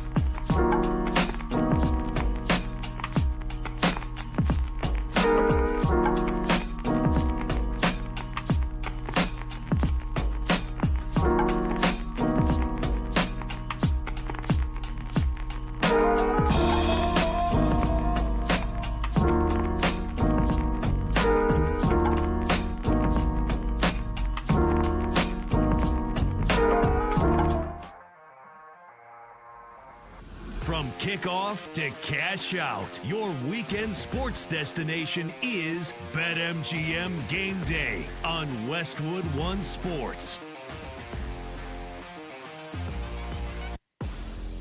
Let's have a Sunday, my friends. Welcome back into BetMGM Gameday here on Westwood One Sports. Chris Mack alongside Kate Constable. Wherever you may be, always inside your Westwood One Sports app, where later today you'll also be able to listen to Tennessee, Michigan. That one tips off in just a little more than an hour. And also later, Duke, UConn as well. We'll give you our specific angles on that. And, of course, our producer, Zach Kroll, will jump in because Zach knows ball. We'll preview each of those games coming up in just a little bit here on BetMGM Game Day. And we'll also get into the NBA a little bit later. Nick Friedel, Odyssey NBA insider, going to join us, and we will draft our favorite NBA playoff dark horses with just a couple of weeks left in the regular season. We'll find homes for some vagabond NFL free agents who have not found them yet, all on the way, and back into Tiger a little bit later as well. But come on, we got to punch tickets to the Final Four. Let's go, people. Will Warren of Basket Under Review joins us. Follow him on X at Stats by Will. And, of course, you can follow Basket Under Review at basketunderreview.com and also on X at basket_review. Will, good early after Sunday afternoon to you, and happy Elite 8 to you. We got a couple of tickets to punch. And this has just been a phenomenal tournament to this point. How are you enjoying it? I've loved it. A lot of people complained early on about the lack of upsets, but I think that set up some really interesting, matchups as the rounds have gone on. I thought the Sweet 16 was outstanding. Every round has had multiple games I've really found myself getting into, even without a, quote unquote, rooting interest in them. Yeah, and the coaching matchups that we've had too, have been phenomenal as we've gotten deeper into the tournament. So for all of those Cinderella's dead type of people and the tournament sucked, I'd beg to differ a little bit. And we have another good matchup today. Tennessee with Rick Barnes going up against Michigan. Michigan's the heavy favorite. If Tennessee as a 6 seed, in one of your latest articles you wrote, the last 6 seed to win in the Elite 8 was Michigan over Ohio State. And that was back in 92. What is it going to take for that, trend to cease to exist and Tennessee to potentially upset Michigan today? It's going to take a heroic effort by Tennessee, certainly. But the thing I look for is how can Tennessee create for themselves in the pick and roll, especially with Ademara in the game. They're going to stay, under the free throw line, going to try and hang back to keep Tennessee from getting to the rim. But that's going to open up chances for Jacoby Gillespie to take threes off the dribble. He's not a great shooter, very streaky, but if he hits early, Michigan's going to have to compensate for that and come out and guard the perimeter a little stronger. I was, impressed at least with the first half of how Alabama chose to attack Michigan, kind of dragged Mara out of the game for a good bit there. And, we're able to find some more driving lanes than you would anticipate. But this Michigan team is, a heavy favorite for a reason, extremely strong across the board. When your weak link is Elliot Cadeau, and he's an extremely good guard, think all Big Ten in some fashion, you've got a great team in your hands. So it's going to take a really strong effort. I'm looking to the boards for Tennessee. Tennessee, number 1 offensive rebounding team in the country. Michigan has yet to give up a 40% offensive rebounding rate to an opponent all year long. Tennessee's average is 45%. That's the number to watch for me. If Tennessee can get second chances consistently in this game, not only is that going to give them some extra points, that's probably going to indicate some amount of Michigan foul trouble to me. Will Warren with us from Basket Under Review, previewing today's games as well as looking at the rest of the tournament and ahead to the Final Four here on BetMGM Game Day. I asked Joe Rexrode this question about an hour ago, and he said Rick Barnes has been kind of elusive about giving an answer. But tell me, just from your perspective, breaking down film, watching the games, what has Tennessee done so well under Barnes this year with so many new faces on the roster? Aside from the offensive glass, what has worked for them? And if they do compete with Michigan on the offensive glass today, what else can they do to somehow steal this game? Well, I think Tennessee's pick and roll defense has gotten a bit better as the season's gone on. They really struggled with defending great guards in SEC play. Tyler Tanner had a couple of great games against them. LeBaron Philon, I know he has great games against basically everybody now, but he was extremely good against Tennessee in their road win at Thompson Bowling. So Tennessee's pick and roll defense is going to be really good. I think especially here, I compared this game a lot to Tennessee-Florida back in January. I do believe Tennessee's much improved from that, but in that game, Florida held Tennessee off the boards, did really well at getting to the free throw line, getting to the paint in general. Tennessee has to hold up against Michigan's post. I think, Mara's a big piece of this game, but Morris Johnson, can Tennessee guard him well? This hasn't been the greatest Morris Johnson tournament that I thought we might see, but he's still been a very positive, very plus piece for them. And for Tennessee in general, I think, these kick out threes they've been generating, you're going to get those against Michigan. They're going to try and pack the paint, try and keep Tennessee, out of the paint, force them to shoot over the top. This is a big Bishop Boswell game to me. He's got to hit a couple of threes to help Tennessee get to that finish line and see their first Final Four in school history. Well, let's go over to the other game being played today. We have UConn and Duke. UConn, with Alex Caravan, maybe a little bit more experience than Duke has, and the Blue Devils certainly have the Caleb Foster question mark of how that foot is going to respond after playing on it in the Sweet 16 game. So is this one, the line for Duke, 5.5 points, seems a little rich to me. How do you see this one? The matchup, rather, that you're watching in this one? Kind of a live game to me. I would look at this more of like, if UConn's leading at halftime, because Duke is the number one second half point differential team in the country this year. And in this tournament, John Shire has been able to adjust really well in second halves. I was very impressed by their adjustments against TCU, especially. I'm going to discount the Siena game. I don't think adjusting to have to beat a 16 seed is the most lovely or impressive thing that's ever happened in sports history. Feels like an own goal of sorts. But I think that, UConn is going to come out very well prepared. It's very hard to prep for their litany of off-ball actions on one day. That's a thing that you don't see a ton of in the ACC. I would say that like Louisville runs some of what they do, but certainly not as effectively or as maturely as UConn does. I would look for that early. If Duke is able to stunt the off-ball motion early on with their hard hedge, with jumping in the early passing lanes and not letting UConn get those backdoor cuts that other teams have gotten. Notice St. John's got a couple of those early on in the game. That would be the key for me because to me, UConn definitely wants this game to be played in the half court. And if they can force it into a half court game, make Duke play deep into the clock, I think that greatens their odds. How does this, if it does become a half court game between Duke and UConn, if it becomes a battle inside at all, I would think that leans in Duke's direction. Just how important is it to UConn to get out to an early lead, despite what you mentioned about Duke being such a great second half team and Shire making adjustments in the second half this season? It's a net points thing to me. You got to build a big enough lead to feel good. And if they can get to that first media timeout up 8 or something, that does change the calculus a little bit for me in terms of just psychological factors. Because, Duke is obviously going to be able to adjust throughout the game. As I mentioned, Shire actually has had a pretty good tournament once forced to. But, the deeper the game gets and the more game pressures on this Duke team with a lot of young guys on it. You're arguably most mature and experienced guy is literally coming off of a foot injury. Makes me feel bad anytime I complain about like a little back pain or like, my thumb hurting or something. If you're coming off of a fractured foot and playing the game he played, that's incredible. Now, can you do that 2 times in a row, especially if you have to rescue the same team twice? We'll see. What about the teams that we saw win yesterday with Illinois and Arizona? And let's just assume that Michigan wins today. You have 3 teams here with great front courts. You have a lot of size. How does that play out as we enter the Final Four? And I know some of these teams aren't going to match up with each other, but just it feels like we have a lot of the same style of playing teams that could potentially be in the Final Four. Yeah, a potential Michigan-Arizona game does feel like should be pay-per-view of some sort. Doesn't feel like a normal sporting event. Like, a lot of blood on the court, a lot of, mops after trying to help people out, stretchers of the whole 9 yards. But I think that game would be the game of the year. You get Arizona, Michigan, 2 elite front courts, and honestly, 2 back courts that get sold short for what they are. Jaden Bradley, I thought, was masterful yesterday, especially, when Arizona was down 7, needed some buckets. I felt he ran the offense so wonderfully. And Elliot Cadeau has taken a massive step forward this year. Much different player than we ever really saw at UNC.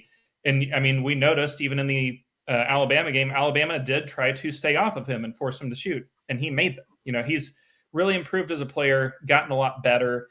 I think on the other side of the bracket, the Duke-Illinois game does interest me a lot just because Illinois – the headliner is the front court. They are so good down low, their length. I did think of yesterday's game with Iowa almost as a true David Goliath game because it did feel like Illinois was about 9 inches taller at every single position somehow. The matchup there interests me just because Illinois takes so many threes. That could add a ton of variance to a game where they're going to need some. If it's a good shooting day for them, Duke is going to have to make an uphill climb that I don't know that they can get out of. If it's a poor shooting day, Duke could motor away pretty quickly. So I really, really like the possibility of that one. Just a fascinating tactical battle. Will Warren of Basket Under Review with us here on BetMGM Game Day. Follow him on X at StatsByWill. What if we get UConn? What if the Huskies turnaround that we've seen here in the tournament pushes them past Duke into the Final Four? Similarly interesting matchup there from what they can do and how they've shot over the last 3 or 4 games up against Illinois and their ability to rebound as well. Yeah, well, that's an interesting one. We did see that back in November. It feels like it was 7 years ago at this point, but it did happen. UConn beat them by 13. It definitely helped that Illinois shot 21% from 3. That changed the calculus of that game a good bit from the tip. So if Illinois is able to shoot and hit over the top of the UConn defense, they're going to be in business. But I do think 2 factors help there. One, Illinois will have a full week of prep for all those off-ball actions I mentioned earlier. It is a hair easier to guard UConn when you've got a little extra time. I would not describe it as the easiest thing in the world, no matter how much time you have. But Illinois would be able to bring some front court heft to a game where, UConn has struggled with more physical teams this year. Obviously, St. John's is one, but they did lose to Arizona at home. I know that was down a key starter, and struggled with a Peterson-less Kansas on the road as well, and had to really scrap and claw against Florida. I do think more physical teams can give UConn trouble, especially down low. I wonder if Illinois, especially really good at forcing long possessions on defense, if that would cause UConn a little stress, having to consistently get down to, 6, 5, 4 seconds left in the shot clock for a game. They're not, unused to that necessarily, but I do think that would be a very slow, very deliberate game. And that would interest me a lot from the perspective of if both of these teams are taking, 23, 25 seconds off the clock, who was able to execute more efficiently in the final seconds of the shot clock? I would lean Illinois just because they've got the better offense in general. But I think in a coaching battle, you would definitely take Hurley. Well, we have, as of right now, 6 teams left in the tournament. Obviously, after today, there'll only be 4. Who is your national champion? I picked Michigan to begin with. I thought they were a bit undervalued in average bracket polls. I think it went Duke, Arizona, Michigan for the top 3. I would still stick with that. Now, Michigan has shot 47% from 3 in the tournament so far. I don't think that's going to hold. But it definitely goes to show that if Michigan simply hits threes, it's kind of like a bonus, like a Mario power-up. I don't know. I'm getting old. I don't remember my video games so well. But bit of a power-up. So I was right? Yeah. Okay, I think good. so, yeah. Yeah, I did. I have touched a Nintendo in the last 15 years.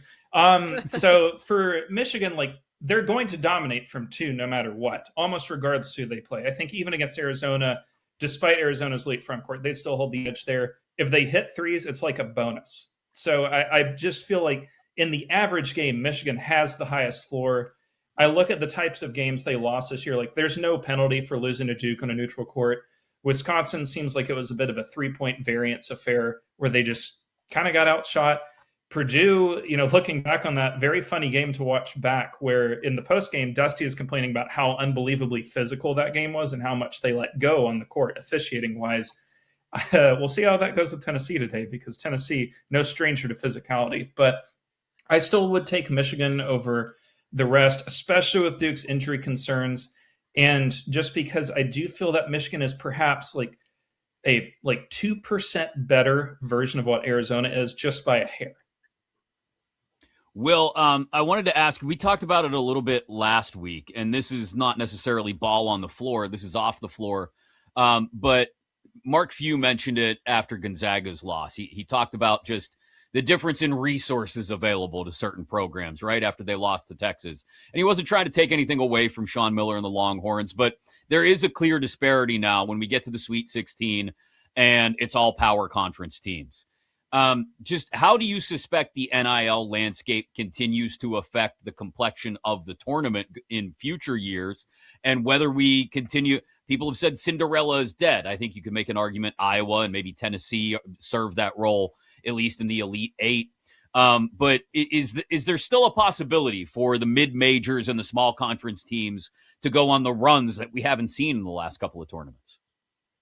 I definitely think there is. I mean, you look at this year, we really were super close to, the overall 1 seed losing to a 16 right off the bat. We had a lot of close calls this tournament. I think of Utah State coming back to make it a single possession game against Arizona, High Point nearly toppling Arkansas in the second round.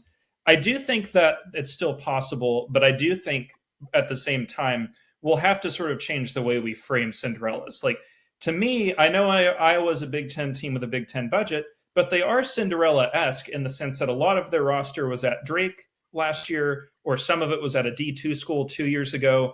Their basketball budget is not the budget of a Purdue or a Michigan State, or especially like a Michigan or Illinois. It's not going to be the same style of Cinderellas, as if like a Santa Clara or a VCU had made a run. But it still was really cool and unique to me to see, 9-seeded Iowa with a bunch of guys that nobody had ever heard of 24 months ago make the Elite Eight this year. Will, great stuff. Thanks so much for the time. Love Basket Under Review. If you're looking for some detailed breakdowns of how things should play out this afternoon, definitely check it out before the games tip in about an hour. Thanks again for the time. Enjoy what's left of the tournament. Thanks for having me on, guys. Thanks, Absolutely. Tom. Will Warren, Basket Under Review at Stats by Will on X. Great write-ups on all of the games throughout the tournament to this point, and some really good insights as well on the Elite Eight matchups, both the ones we saw yesterday and the two we will get later. Sounds increasingly unlikely as we pick people's brains, Kate, that Tennessee has a real shot. May end up feeling like Arizona pulling away late last night or Illinois pulling away late yesterday. But I am curious to see how that matchup goes on the glass. And if Tennessee can turn it into a little bit of a street fight, maybe they've got a chance. I mean, this is where weird things happen in the tournament, Chris, and the offensive rebounding, second chance points. You take a bunch of possessions away from your opponent and capitalize on those. And Tennessee could very well be in this ball game. So I don't think we should necessarily be like totally counting them out yet. Michigan's the better team. They should win, but the team that should win doesn't always win. Hot take right there. An interesting dynamic too, that, Michigan for so much of this season just ran away and hid from teams. And if they are in a little bit of a street fight and it is ugly and it is getting very physical down the stretch in a tight game, they haven't had to do that a lot this year. So how does that affect them as well down the stretch? Duke, UConn, we'll have its detailed preview of that in the final hour of the show, and we will talk Tennessee, Michigan specifically at the top of the hour. But coming up next here on BetMGM Game Day on Westwood One Sports, the coaching carousel has already started to turn. We talked about Will Wade leaving after 1 year at NC State to head back to Baton Rouge. There's the opening in Chapel Hill as well. We'll jump on the coaching carousel and talk about how we think it may play out next alongside Kate Constable. I'm Chris Mack right here on BetMGM Game Day on Westwood One Sports. This is BetMGM Game Day, only on Westwood One Sports.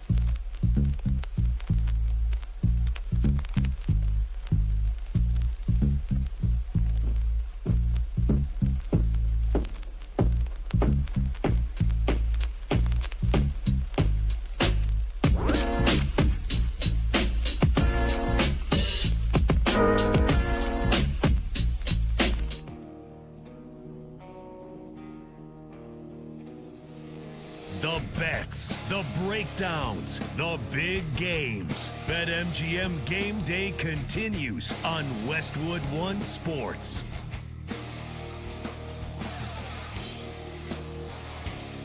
Two more tickets get punched today to the Final Four in Indianapolis next weekend. It is BetMGM Game Day on Westwood One Sports. Inside your Westwood One Sports app, alongside Kate Constable, I'm Chris Mack. If you want to be a part of the conversation, you can either give us a call, 310-840-4910, 310-840-4910, or jump into the chat on YouTube where the show streams as well, youtube.com/@BetMGM tonight. We'll find some homes for some still homeless NFL free agents in less than an hour. Top of the hour at 2 Eastern. We'll get into a detailed breakdown of this Tennessee-Michigan game that will tip at 2:15 Eastern, 1:15 Central in Chicago. And we haven't had a chance yet, with just a couple weeks left in the regular season, dwindling down in the regular season, to take a look at the NBA playoff field as it's currently constituted. Nick Friedel, Odyssey NBA insider, will join us at 3 Eastern, but in 20 minutes, we will also draft our favorite NBA playoff dark horses, teams that aren't necessarily at the top of each conference that we think could maybe be agents of chaos or turn things a little upside down in the NBA playoffs. But to keep it in the college game, Kate, we've talked about it with both Will Warren of Basket Under Review a couple minutes ago. We talked to Joe Rexrode of The Athletic earlier. The coaching carousel has already started to spin in college basketball, with Hubert Davis being fired after 5 years in Chapel Hill. You've got the return to Baton Rouge of, I guess, their prodigal son, Will Wade, back to LSU as their head coach. Let's start, I guess, with UNC. Hubert Davis done, and they're seemingly going to look at a bunch of big names. I bring up the first big name that's been mentioned because you are in Chicago, and Billy Donovan has been mentioned. The Bulls aren't going to the playoffs. They haven't found the level of success that they've wanted to over the last couple of years with Donovan at the helm. I saw it mentioned by someone this week, well, the Bulls aren't done until April 12th. I don't see anything stopping Billy Donovan, if he's legitimately interested in returning to college basketball, from going that route in the next couple of weeks as the Bulls' regular season sort of gasps towards the finish line. I mean, it's the Bulls' regular season's done. They're eliminated from the playoffs. The only thing stopping Billy Donovan from taking this job mid-season is just his loyalty that he has to teams and to, finishing out what he said he would do. And that would be, this contract or this season with the Bulls. But that would also seem a little silly of him to pass up an opportunity for, like UNC, if he's interested in it, to finish off the season with this Bulls team that is going absolutely nowhere. And there have been rumors throughout Chicago that Billy Donovan might even leave the Bulls at the end of the season regardless, because of the trajectory that the Bulls are going right now. Like, he's tired of losing games, or he's tired of having a poor roster and having the seasons that he's had over and over again when he's a really good coach that can win you ball games. So if Billy Donovan wants to go back to college, then I think he's the perfect hire here for UNC. It's just, does he want to go back and coach college kids? Does he want to go back and do the whole recruiting thing and the NIL and deal with that? It's significantly different than what you get at the NBA level right now. So, I mean, that's a question for Billy Donovan to decide, but that would be the best case scenario if he's willing to do that, I think. Otherwise, Chris, it feels kind of like North Carolina made this decision without a plan. And it kind of takes me back to Penn State football, firing James Franklin without really a plan, right? And then all these other big names get scooped up in the coaching carousel, and you're not left with Matt Campbell, but I mean, he's kind of the last best coach on the market, and that's who you ultimately hire. And it feels almost like that could be the case here for UNC, and they can't really afford to get this hire wrong because of what North Carolina basketball is. I mean, you can't be cycling out coaches every 3-4 years at a school like North Carolina. So they really need to figure this out. But it does feel like they kind of don't know the plan going forward. And that seems like a big problem to me. Yeah, and I wonder how attractive the North Carolina job is right now. Look, there's still a blue blood program. If I were a college basketball coach who wasn't already finding some level of D1 success and they called me, I'd still interview for the job. I'm not going to sit here and pretend like North Carolina isn't an attractive gig, but I don't know if it's the same thing that it once was. And so, like when people throw out names like Tommy Lloyd and Dusty May and TJ Otzelberger, or even Golden and Oates, who Joe Rexroad told us earlier aren't necessarily on North Carolina's short list for various reasons. If I'm any of those guys, I'm good. Thank you very much. Yeah. I appreciate the call, but especially if I'm Lloyd or May, who Lloyd's already in the Final Four, May presumably will be in about 3 hours.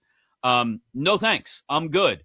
TJ Otzelberger, I thought, did a great job at Iowa State this year, and I would, if I were him, I know it would be looked at as a jump. It's North Carolina is a, more attractive job than Iowa State, but I don't know if I don't just hang in there unless you're writing a check with a lot of zeros at the end, which North Carolina can do, but I don't know if I'm necessarily looking to make that leap. So I don't know if Billy Donovan isn't interested where they go next. Like, I've seen Brad Stevens' name brought up. Brad Stevens hasn't actually coached basketball in 5 years in any capacity. And so, and if I'm Brad Stevens, again, am I necessarily interested in leaving? No. I don't want to call it a cushy job, but your desk job in Boston to go back to college and deal with all of the things that you mentioned, NIL and constant roster turnover and recruiting and securing the bag for players. Like, I agree with you. Like, it feels like they've gone into this with a lot of question marks about what direction it should go in. And I think the comparison to Franklin and Penn State is a good one, even though Penn State ended up landing on the right guy for the job. It was a search that just looked messy and took them 6 weeks to land on a guy that they should have landed on right from the outset. Maybe North Carolina ends up doing that. Maybe it ends up being like a Grant McCasland from Texas Tech. And they go, oh, no, this is a guy that we liked all along. And maybe they really do like a guy like that. It ends up making sense in the end, but it feels like they could be kind of lost in the woods for a while on this. And then how much of what they go after is like the young up-and-coming coach that seems to kind of be the hot commodity right now, coming off of what Curt Cignetti, and I know Curt Cignetti's not a young and up-and-coming coach, or heavy on the young, but I mean, had success at lower levels and then quickly turned programs around. I mean, even Ben McCollum at Iowa has been mentioned in the conversation for UNC. And I mean, he's had one successful year at Iowa, granted a ton of success at his previous stops, but to go from a D2 level to Drake to Iowa, all of a sudden to North Carolina, like that is a big jump right now. And so it's I feel like the landscape of what teams might go after is changing because everyone's kind of trying to find that diamond in the rough that can turn a program around really quickly. NC State, obviously the other big opening, also there in the triangle. And look, NC State is constantly trying to prove themselves and that they belong with Duke and North Carolina. And it's a difficult college basketball landscape there in the triangle, competing with those two brand names. I think they've got the perfect opportunity with Justin Gainey, the Tennessee assistant, given what the Vols have done the last couple of years, to jump on an NC State grad, to jump on a guy who has handled the North Carolina area recruiting-wise for Rick Barnes over the last couple of years. I think it makes a ton of sense to jump on someone with that major program experience in Justin Gainey, bring back an alum, a guy who I think fans would connect with, and a guy who wouldn't necessarily look to jump at the next great opportunity like Will Wade did. I think that's the key there is like you don't want someone who's going to be at NC State for a couple of years and want to go to the next best thing. Like that is probably the next best thing for him where he could really build and grow at NC State for a while, especially with the way that Will Wade left. I mean, even just reading about the situation, it sounded like Will Wade had kind of been thinking about this / made up his mind that he was going to be leaving NC State and going back to LSU midway through the season because the McNeese athletic director when Will Wade was there is now at LSU. And so that was the whole, like they were kind of conspiring behind the scenes all year long. And so if you're NC State, you want to avoid anything like that. So I think that would be a great hire for them. Can we just all agree, and Joe Rexroad brought this up earlier, can we all agree that it's very easy to make LSU the dark imperial force? Like this is Star Wars and they've got multiple Darth Vaders now. Like they've got Wade, they've got Kim Mulkey, they've got Lane Kiffin. And look, as someone who has a little bit of a soft spot for LSU, because I have a lot of relatives that went there, it is so easy to root against LSU now in anything. 1,000%. I mean, I've been rooting against Kim Mulkey for a little while now. Will Wade going back there, he's easy. I do kind of enjoy Lane Kiffin just because he's like in the drama and he likes being in the drama. And I kind of like that about him. It just kind of makes it fun to follow, you know, like you never want to be in the middle of a rumor circle, but you want to be just enough on the outside where like, you know, all the details and everything and you can follow it. And that's kind of what I get from Lane Kiffin.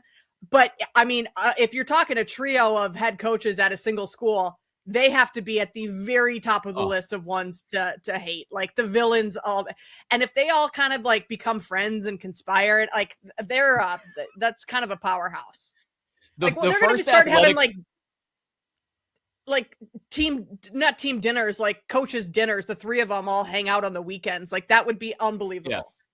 The first athletic department fundraiser where all three are present. I mean, that's that's gold for if you're an LSU fan, enjoy the, like Joe said earlier, enjoy the us against the world atmosphere that will now exist. We will talk a detailed Tennessee-Michigan preview inside Zach Knows Ball at the top of the hour. You know what March means for college hoops. You can lock in on every game and make your March moment when you bet with boosted odds. Activate that odds boost token for any March matchups bet. You'll receive a bigger payout if it hits. It's already waiting for you inside your BetMGM app and account. No opt-in necessary. Add a March matchups bet up to the specified maximum stake to your bet slip.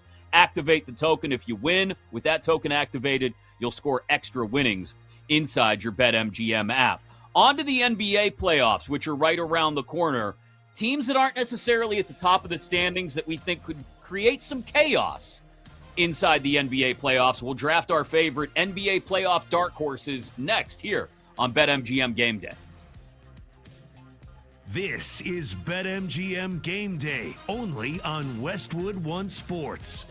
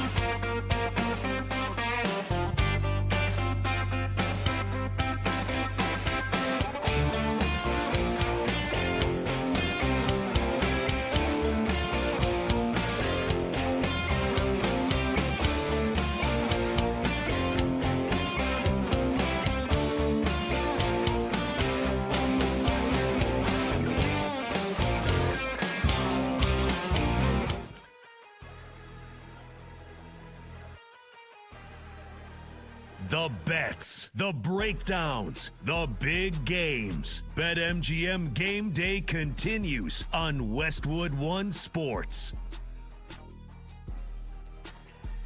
Getting you ready for tip of Tennessee, Michigan in about a half hour. You can listen to that game inside your Westwood One Sports app, as well as BetMGM Game Day here alongside Kate Constable, Chris Mack with you. Getting you ready not just for that, but Duke UConn as well. We'll preview both of those games in the next hour and a half or so. Also, there are a few notable names left on the NFL free agency market, and we'll try to find homes for these lonely souls in about a half hour or so here on BetMGM Game Day, plus more on Tiger.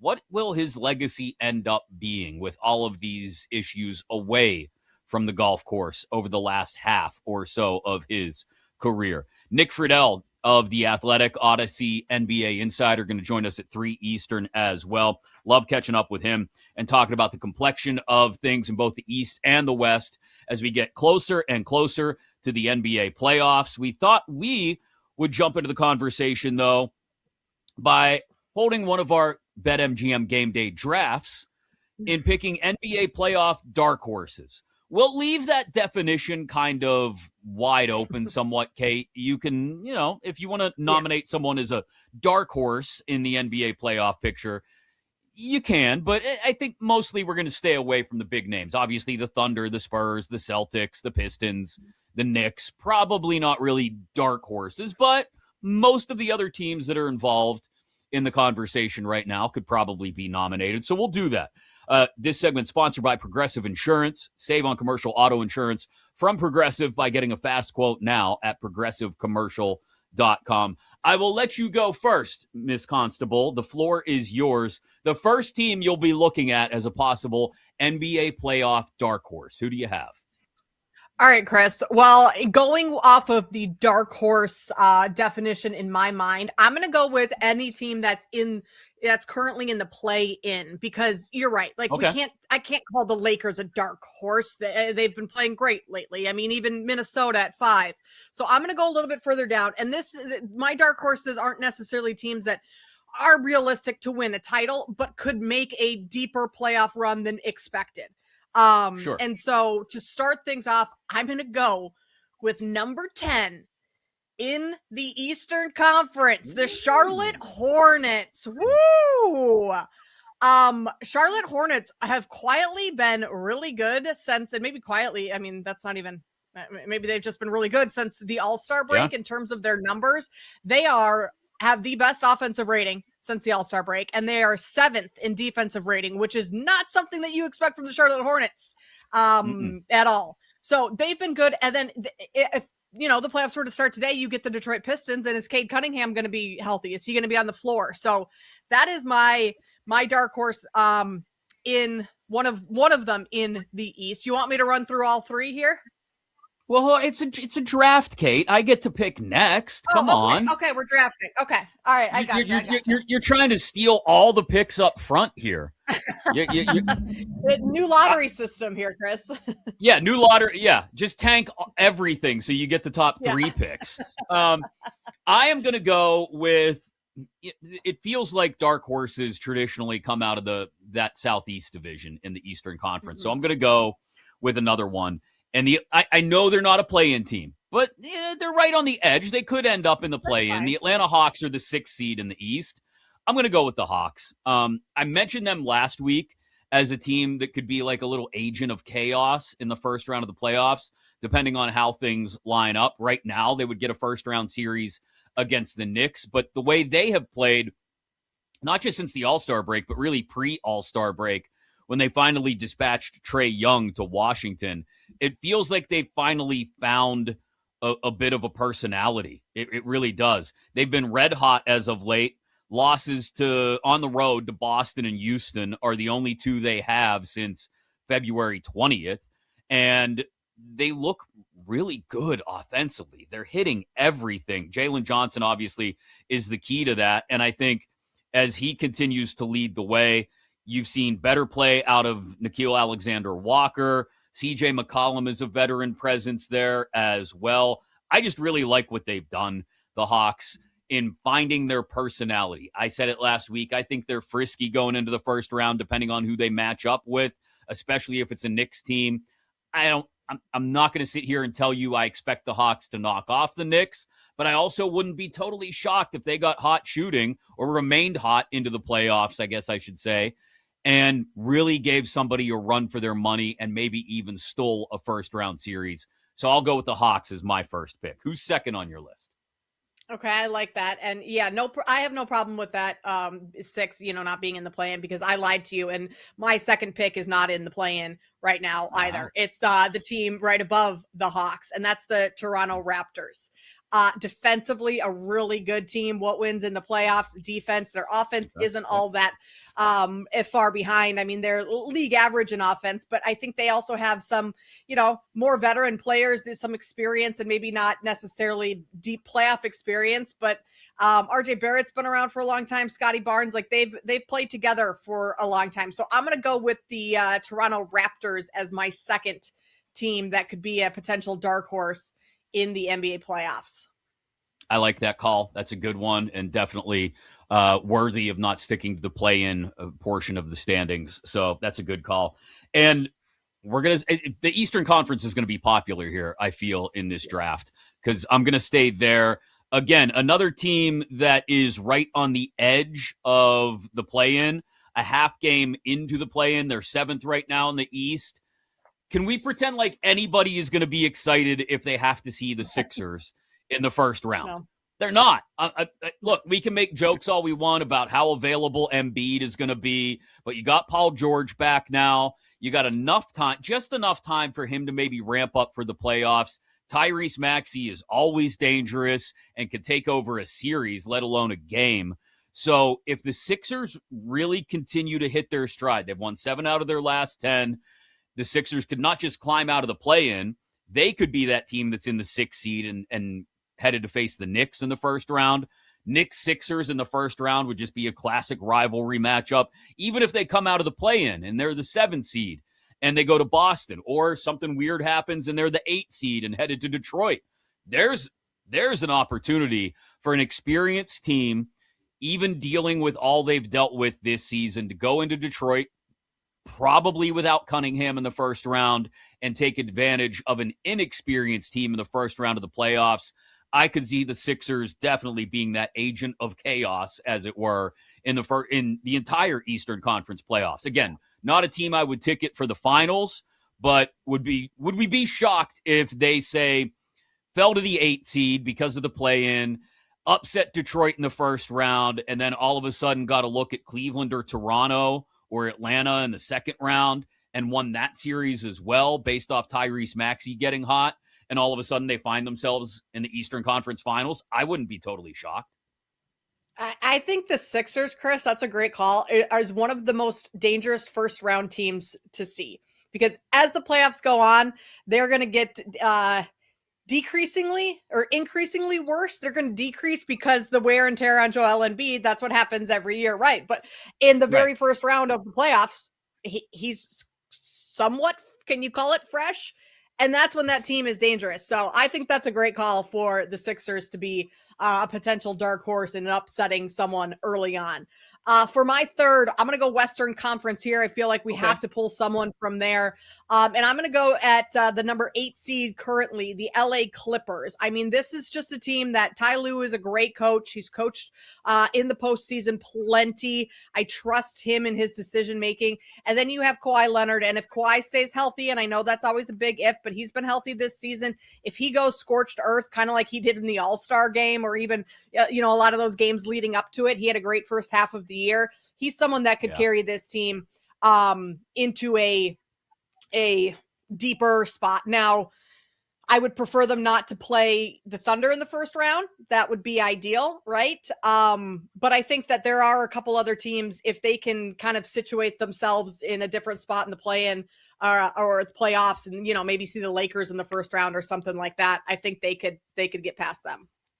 Yeah, I don't know if they can quite catch Houston and climb into that spot to get the Lakers in the first round, but I will say Kawhi and the Clippers against Wemby and the Spurs in the first round, especially if Kawhi, like you said, stays healthy, would be really interesting to watch. I think the Spurs would win that series, but I think it would really push San Antonio. So that's not a bad call. I didn't find any Western Conference teams on my list, but that's probably a good call. The Clippers maybe getting hot. For my last pick, you already took Charlotte off the board. I'm going to stay in the Southeast Division. I'm going to go with Miami. I know they've scuffled as of late, but look, it's the Heat. And we know what happens. Again, if they should catch the Pistons in the first round, again, an experienced team going up against the inexperienced Pistons without Cunningham, that is, if at the very least, they would push the Pistons deep in that series. I wouldn't have it pegged as like a 5-game exit. I could see Miami, again, if they were to upset the Pistons, then all of a sudden you get Cleveland or Toronto maybe in the second round. That opens things up for a possible Heat run. I'll take them as a possible NBA playoff dark horse. All right, we're only about 20 minutes away from tip in Chicago between the Vols and the Wolverines. We'll get into a detailed preview of that game. Zach Knows Ball, our producer Zach Kroll, comes in to join us to preview Tennessee, Michigan next here on BetMGM Game Day.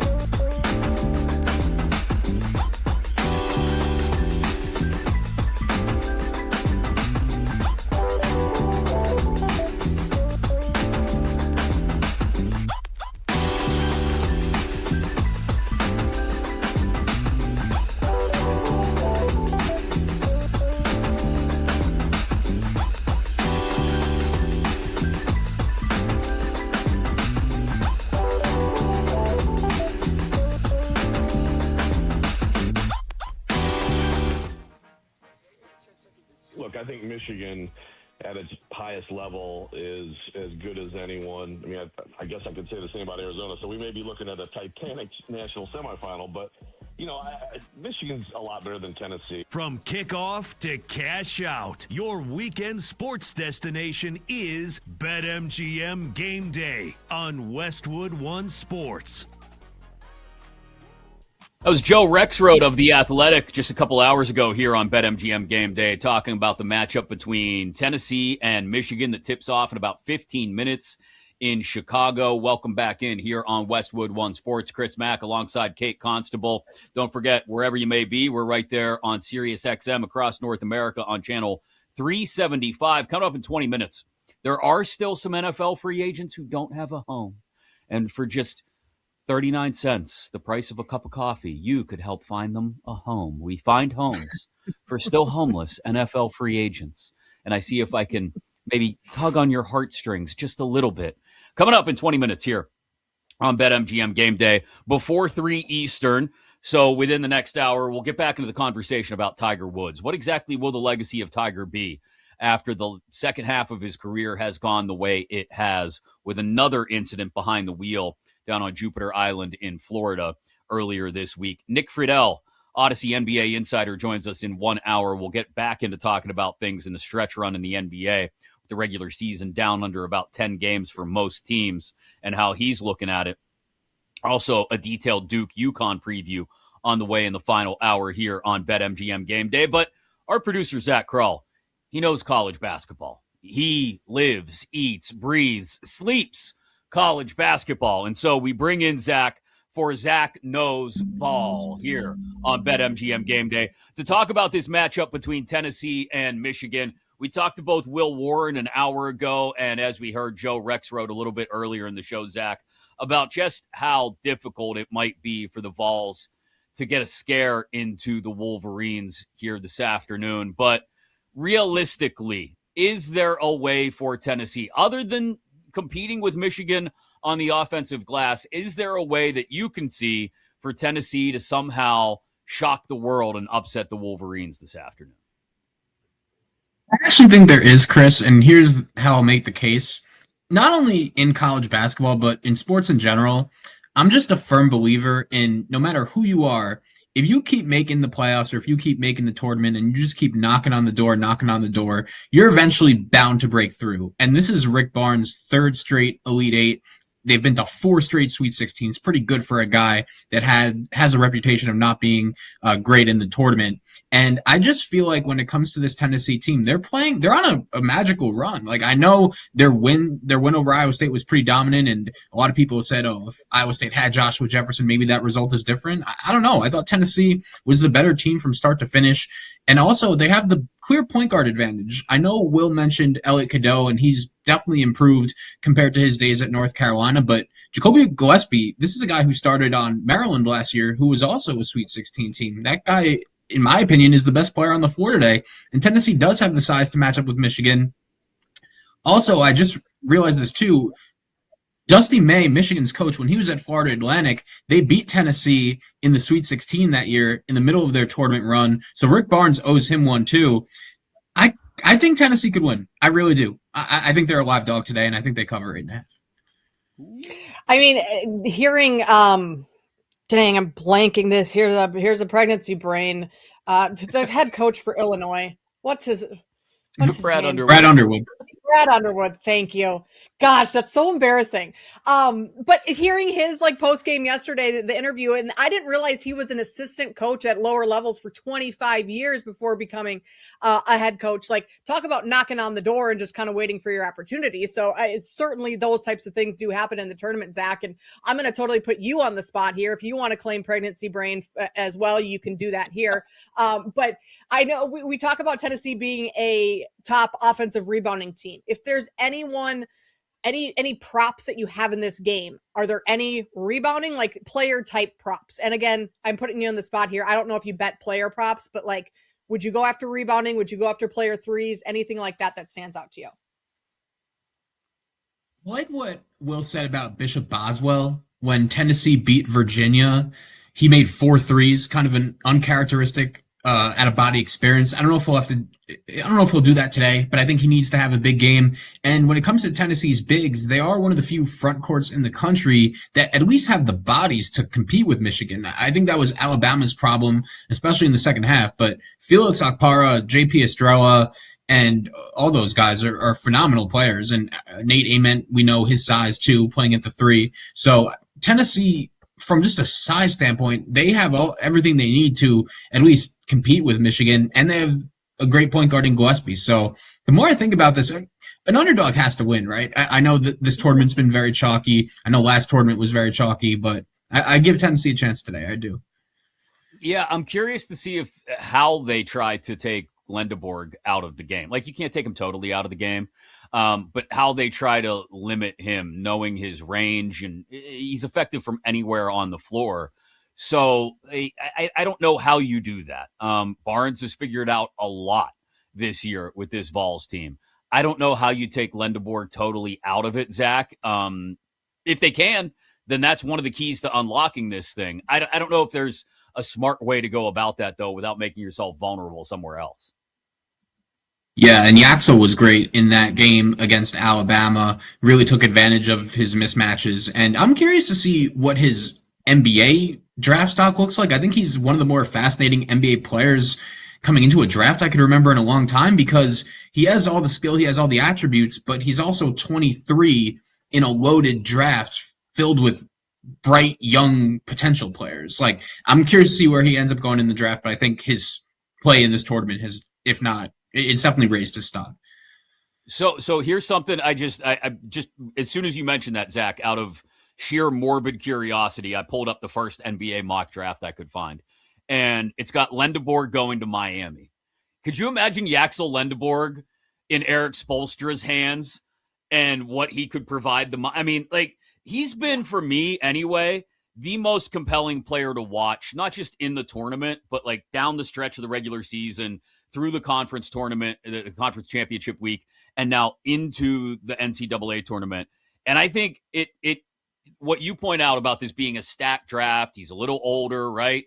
The fact that he may land somewhere where he can immediately make an impact for a team that's right there in sort of that play-in bubble, Lendeborg to Miami would be fascinating. Doesn't it seem like the perfect fit? If you were to just think of a team that fits him best, I feel like Miami would be the one that comes to mind. So I agree.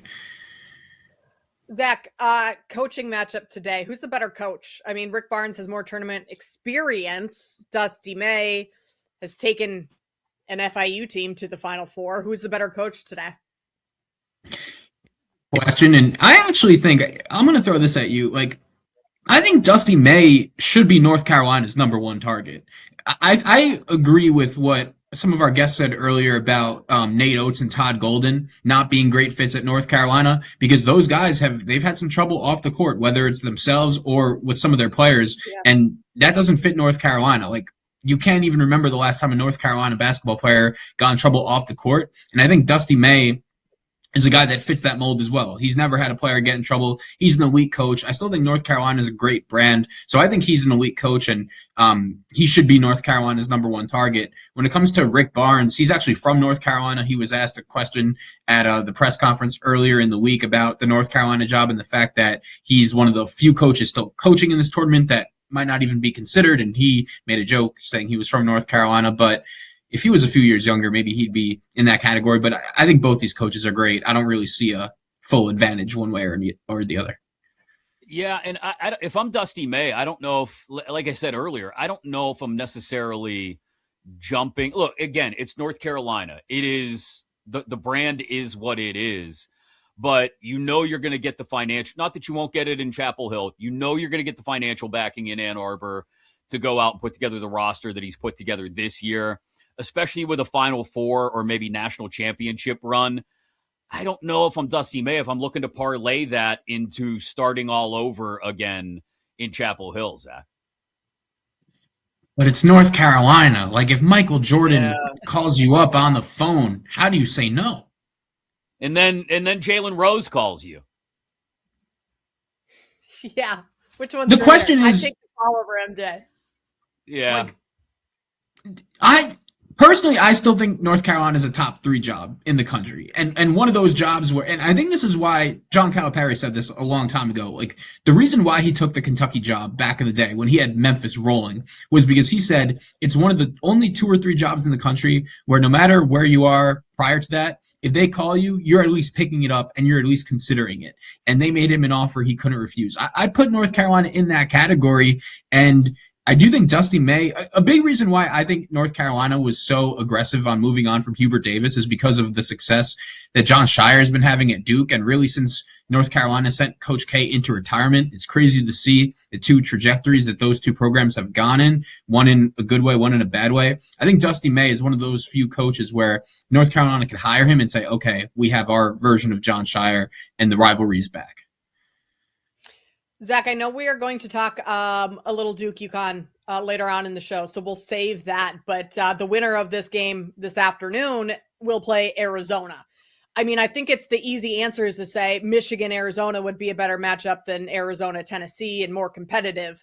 Does either Michigan or Arizona have a clear advantage over the other one, or are those maybe the 2 most evenly matched teams in the tournament?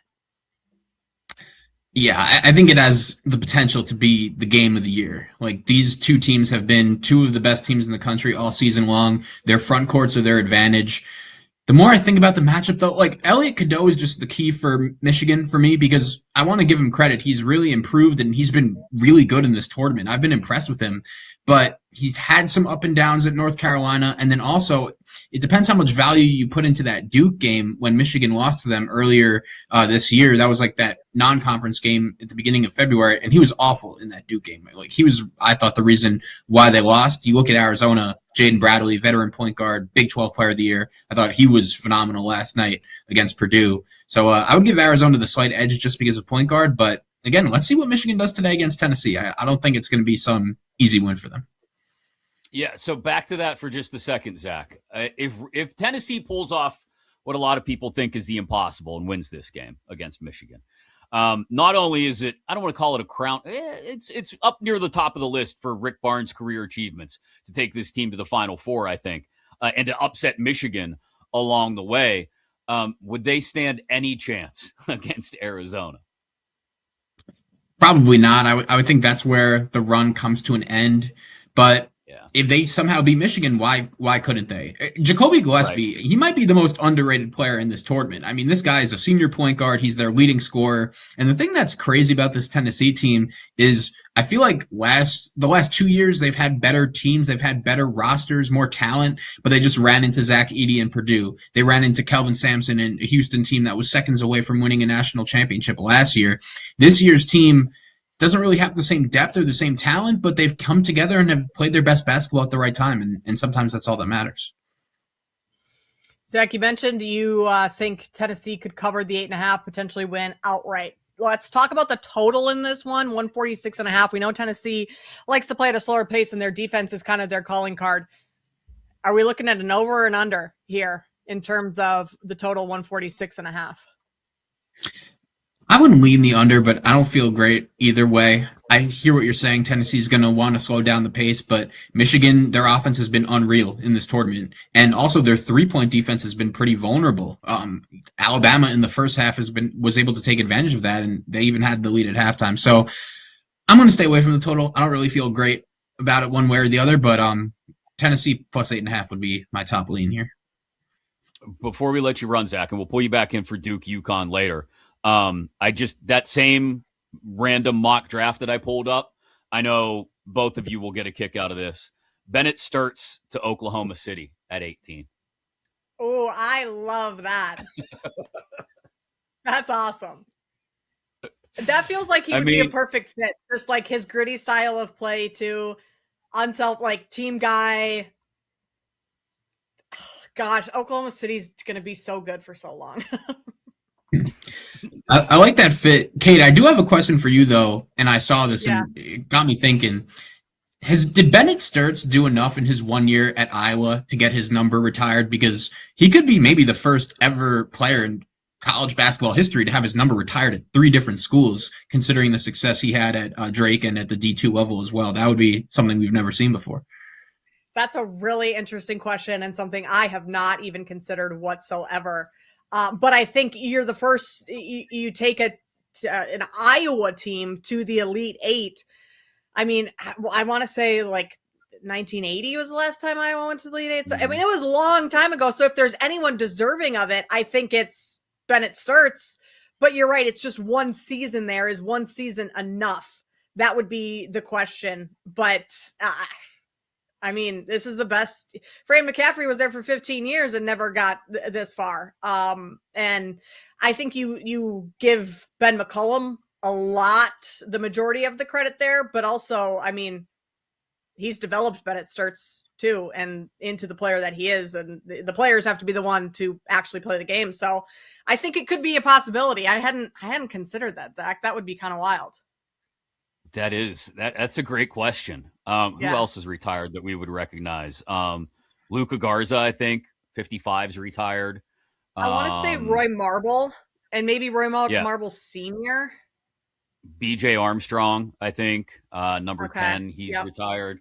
But yeah, it's only 1 year, but it feels like it would be appropriate. It was an impactful year. Yeah, huge. That's a great question. We will break down as Tennessee and Michigan get set to tip in Chicago a little bit later. We'll break down Duke, UConn, get you ready for the East Regional Final as well with another edition of Zach Knows Ball. Coming up in about 20 minutes, what will the legacy of Tiger Woods end up being as we sit here and analyze a 4th incident behind the wheel for Tiger earlier this week in Florida? But coming up next, there are still some names out there in NFL free agency. We try to find some homes for them. Next, here on BetMGM Game Day on Westwood One Sports.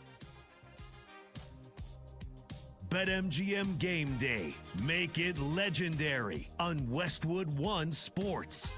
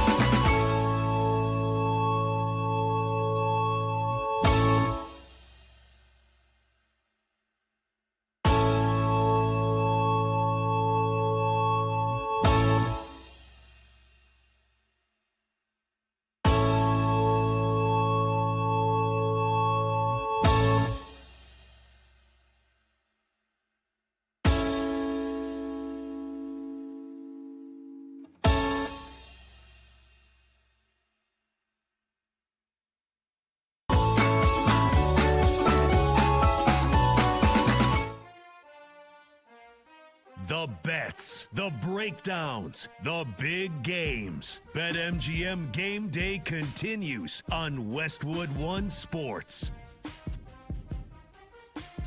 Top of the hour, we'll get back into the NBA with Nick Friedel, Odyssey NBA insider, as we rapidly approach the playoffs there. Alongside Kate Constable, I'm Chris Mack here on BetMGM Game Day. Wherever you may be inside the Westwood One Sports app, we'll keep you up to date on Tennessee and Michigan. 3 minutes in, Wolverines up on the Vols 4-3. We'll also preview Duke UConn in just a little more than an hour as well with another edition of Zach Knows Ball. Obviously, March means college hoops. You can lock in for every game and make your March moment when you bet with boosted odds. Activate that odds boost token for any March matchups bet right now inside your BetMGM app. You'll receive a bigger payout if your bet wins. It's already there in the app waiting for you. No opt-in necessary. Add that March matchups odds boost token to a bet up to the specified maximum stake, and then activate it. If you win your bet with the token activated, you'll score extra winnings inside your BetMGM app. So NFL free agency, for the most part, Kate, has come and gone, but there are still some key names out there that could find homes, although they are sitting there wondering where they're going to spend the fall of 2026. They're still recognizable names, and we probably need to find some homes for them. So we'll work our way through name by name some of these recognizable names and hopefully find a home for these lonely souls. Grant, hit the music.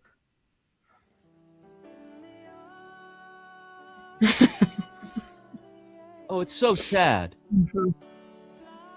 But for just the price of a cup of coffee, you could help these lonely free agents find a home.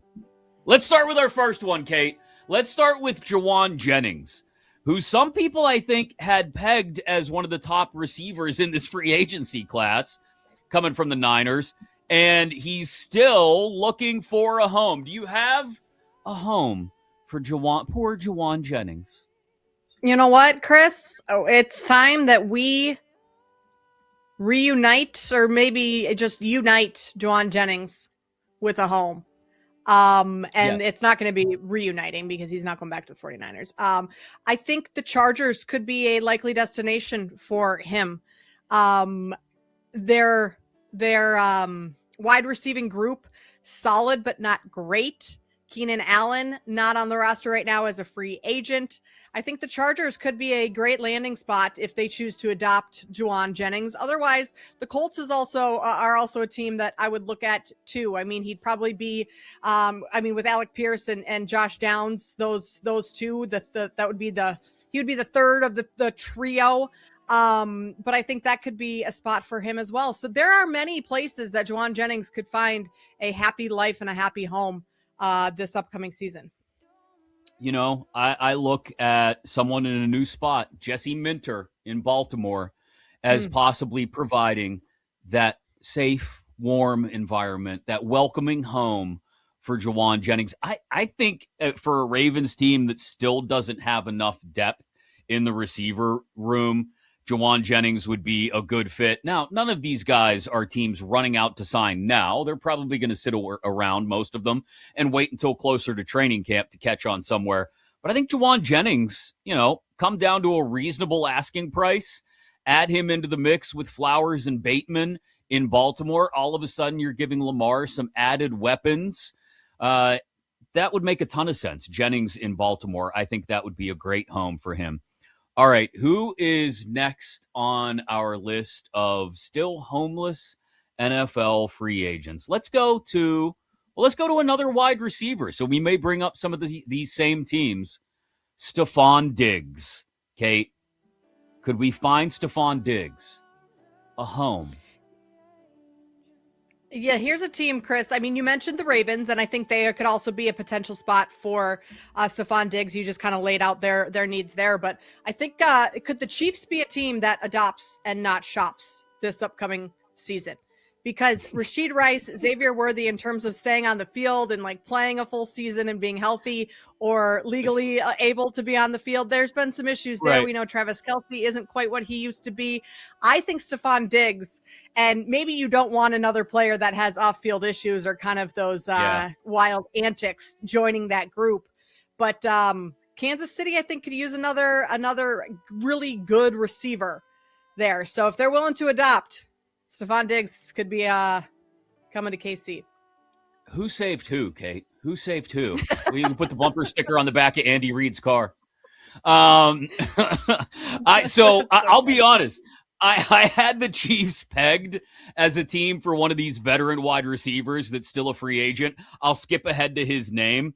I had Deebo Samuel as an option for the Chiefs. Like he's that still got enough of that off the field fit a little bit. Yeah. And I think, as long as he stays healthy, which is always a huge question mark with Deebo, but I think that might be a better fit. He's a little bit more, still has a little bit of that Swiss Army knife to him where you can use him in various formations, line him up all over, some end around stuff. I think Deebo was my choice for finding a home with the Chiefs. As far as Stephon Diggs goes, I will say I'm looking for, a little bit more of a carefree environment for Stephon, a place where there's not as much pressure, a place where he can kind of, go clubbing on the weekend, Stephon. Go enjoy yourself. The Dolphins have nothing in the receiving room right now. Tutu Atwell is their number one wide receiver right now after the trade of Jalen Waddle just a little over a week ago. I think Stephon Diggs and the Dolphins would be the perfect match right now. So if we're trying to find a home, Stephon Diggs to Miami, give Malik Willis at least someone to throw to. So I'll put Stephon Diggs in Miami if we're looking to rehome veteran free agent wide receivers. That would be my home for him. Okay, let's move to another position of prominence here. And let's talk quarterbacks. His name has been brought up. We don't know where he'll be playing this fall and what his role will be, but Kirk Cousins, can we find him a home, Kate, this season in the NFL? Of all of the names on our list here that we're talking about, Chris, Kirk Cousins might be the most lost puppy of them all. Yes. There really is not a home for him, and he's just got those sad puppy dog eyes, just the most innocent of the mix. And I think Kirk Cousins would be great as a Las Vegas Raider. And I know that is not a groundbreaking take whatsoever. He's been linked there. But in terms of going somewhere where he could be a mentor to a younger quarterback, and maybe he's, if you're drafting Fernando Mendoza overall, he's going to be starting, but he could be someone to take Fernando Mendoza under his wing and kind of be the senior pup in the group that helps the younger puppies along. And so I like Kirk Cousins to the Raiders. It's not a bad call, and I think it makes a lot of sense, Kate. But, when we talk about poor animals who are, very social creatures like dogs, if we're going to make that comparison, I think where better to go to where there's a bunch of sort of aimless puppies wandering around, peeing in the corner where they're not supposed to go. Where better than Cleveland, the dog pound for Kirk Cousins. Yes, that's perfect. To be that sage veteran influence on some young quarterbacks. Yeah, they've got Deshaun Watson, but has that ever stopped the Cleveland Browns before from bringing in another quarterback? Could you imagine Kirk Cousins on the cheap comes in to sort of help mold and shape the young Shedeur Sanders and, to a lesser extent, Dylan Gabriel? Kirk Cousins to Cleveland. They were meant for each other, Kate. They were meant for each other. They're just looking for a dog that won't go on the living room floor, who will actually go out to the yard to pee. And Kirk Cousins will do that. He will play that role in Cleveland. So that's my matchmaking for Kirk Cousins. We find him a home in Cleveland. Sound good? That is actually perfect, because Shedeur Sanders is that young pup that is a little wild, maybe the runt of the litter that just kind of is the personality is crazy, and you need someone to come in and be that veteran dog that just kind of the calming presence there. And what better player than Kirk Cousins? Yes. I like it. Yes. That older dog who's just looking for a home in his silver, his golden years. All right, let's jump to an edge rusher who's available this offseason but hasn't found a home yet. Joey Bosa. Let's find him a home, Kate. For just the price of a cup of coffee, you could find Joey Bosa a home. Where would it be? What better home than to be reunited with your brother? And after being split with the litter, being split apart as young pups, you finally meet again. Joey Bosa going to the 49ers and playing alongside his brother Nick Bosa. The return home doesn't get any better than something like that. No, could you imagine the excitement? He walks into the locker room and there's his brother. Their wiggling. tails start wagging. Yeah. They're just so excited. That's a familiar scent. I know that scent. Oh, it's my brother Nick. No, that's a great call. Yeah, no, that's a great call. I had the Patriots pegged for Joey Bosa. They need edge rush help. Maybe it lands with a team where he could have one more good run, a solid home for a wayward pup like Joey Bosa. I think New England could make sense, but I have a hard time arguing against putting him back together with his brother in San Francisco. That's a good call. All right, let's do one more. Let's go with a tight end. Let's go with David Njoku, free agent who still hasn't found a home. Kate, where can we send poor David Njoku? Well, you mentioned Stephon Diggs potentially going to the Dolphins, and maybe these are two pups that find the same home of a loving owner that wants more than one animal here. I think David Njoku going to the Dolphins, I mean, he would start as their starting tight end. And it would be a return to an area that he's familiar with. Talk about those smells and the familiar scents. I mean, he played at Miami. He's lived down in that area before. I think Njoku going to the Dolphins could be fulfill a need that the Dolphins have in their home as well.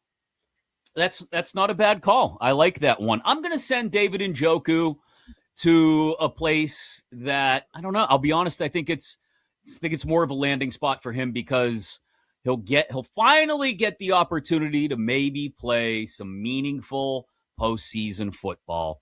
I'm going to send David Njoku out to the Rocky Mountains where he can run free on the open range in Denver. Broncos don't really have a stacked tight end room. There's Adam Troutman. There's Evan Ingram.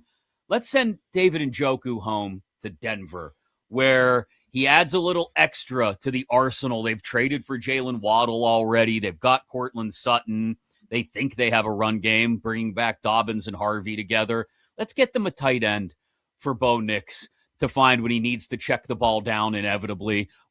He'll do that, and David Njoku will be there for him. So we find a home for David Njoku in Denver. I'm glad we were able to do that and find some homes for some wayward free agents, Kate. I feel like we've done our public service for the day. I mean, Chris, there is really nothing better than finding a lost pup a home, a loving home where they can thrive, and it's equally beneficial for the adopter to have them. And I mean, you're right. We have done our civic duty of the day, and I might go out and adopt a dog after this.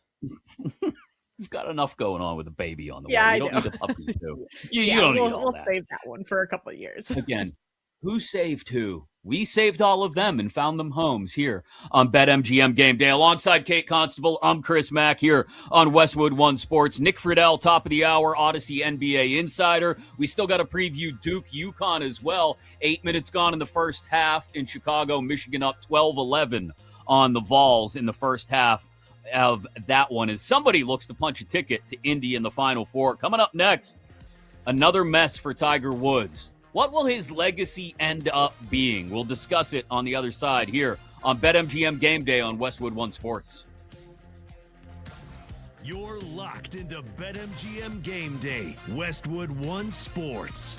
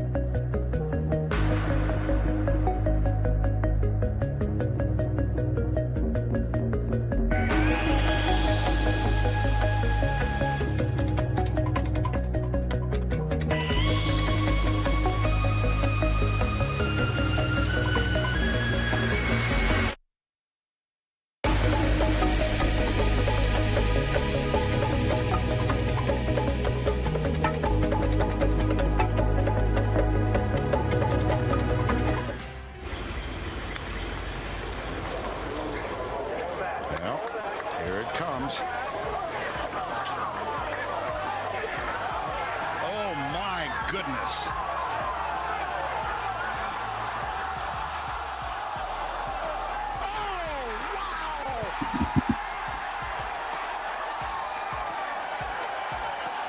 In your life have you seen anything like that?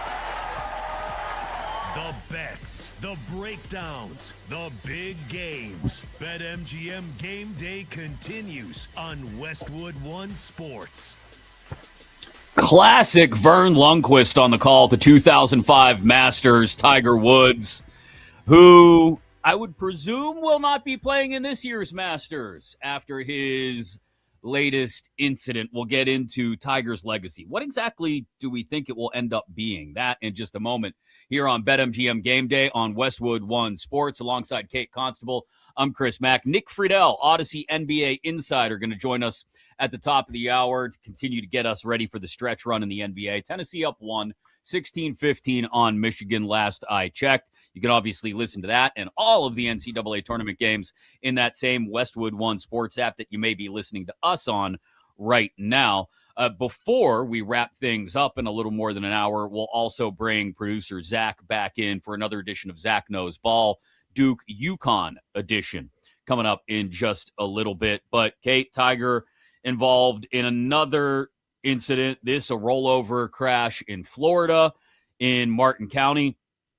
Jupiter Island, I believe, to be more specific, arrested and charged with DUI, property damage, refusal to submit, per the Martin County Sheriff in Florida, showed signs of impairment Friday at the scene of that wreck after rolling over his Land Rover. This is the fourth time now in the last 17 years, 18 years, Tiger has been involved in an incident like this.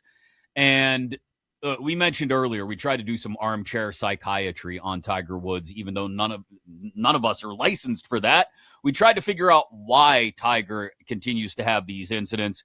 And now I think the next question is just, how are people going to continue to view Tiger going forward, knowing that these incidents seemingly become more and more a part of his legacy? I think inarguably the most talented golfer of all time, but he'll not go down as maybe the greatest golfer of all time when we stack him up maybe to next to Jack Nicklaus and the number of majors. I think it'll go down as what could have been with the second half of his career. Yeah, I think anytime we talk about Tiger, I mean, say 20 years from now, we're talking about Tiger, this is always going to be part of Tiger's story versus where Jack Nicklaus, you just talk about his on the course play and what he did and the majors he won, where Tiger's story is always going to be a little bit more of just golf. You're going to talk about all of these crashes, the addiction issues and the lack of addressing those too. I mean, the last crash he had in LA, like he could have easily died in that one. I mean, yeah, he almost lost his leg. Like those should be wake up calls for him, and yet they don't seem to be, because this pattern continues on. And it almost feels like there's no one within his camp that I'm sure people have tried to get him the help he needs, whether or not these are with the painkillers are, an addiction issue or what it is. I mean, obviously he's had a lot of surgeries, and with all of that comes some medication, but I would imagine there are people in his camp that have tried to help and he's not receptive to it. So I think in terms of his legacy, like the first and foremost will always be what he did for the game of golf and who he was as a golfer. But you can't talk about Tiger without talking about some of this off course stuff. I mean, even going back to the sex addiction type stuff, like there's a lot of extracurricular activities in Tiger's story than just golf, which is unfortunate for him because he had such a decorated career and changed the game in the way he did.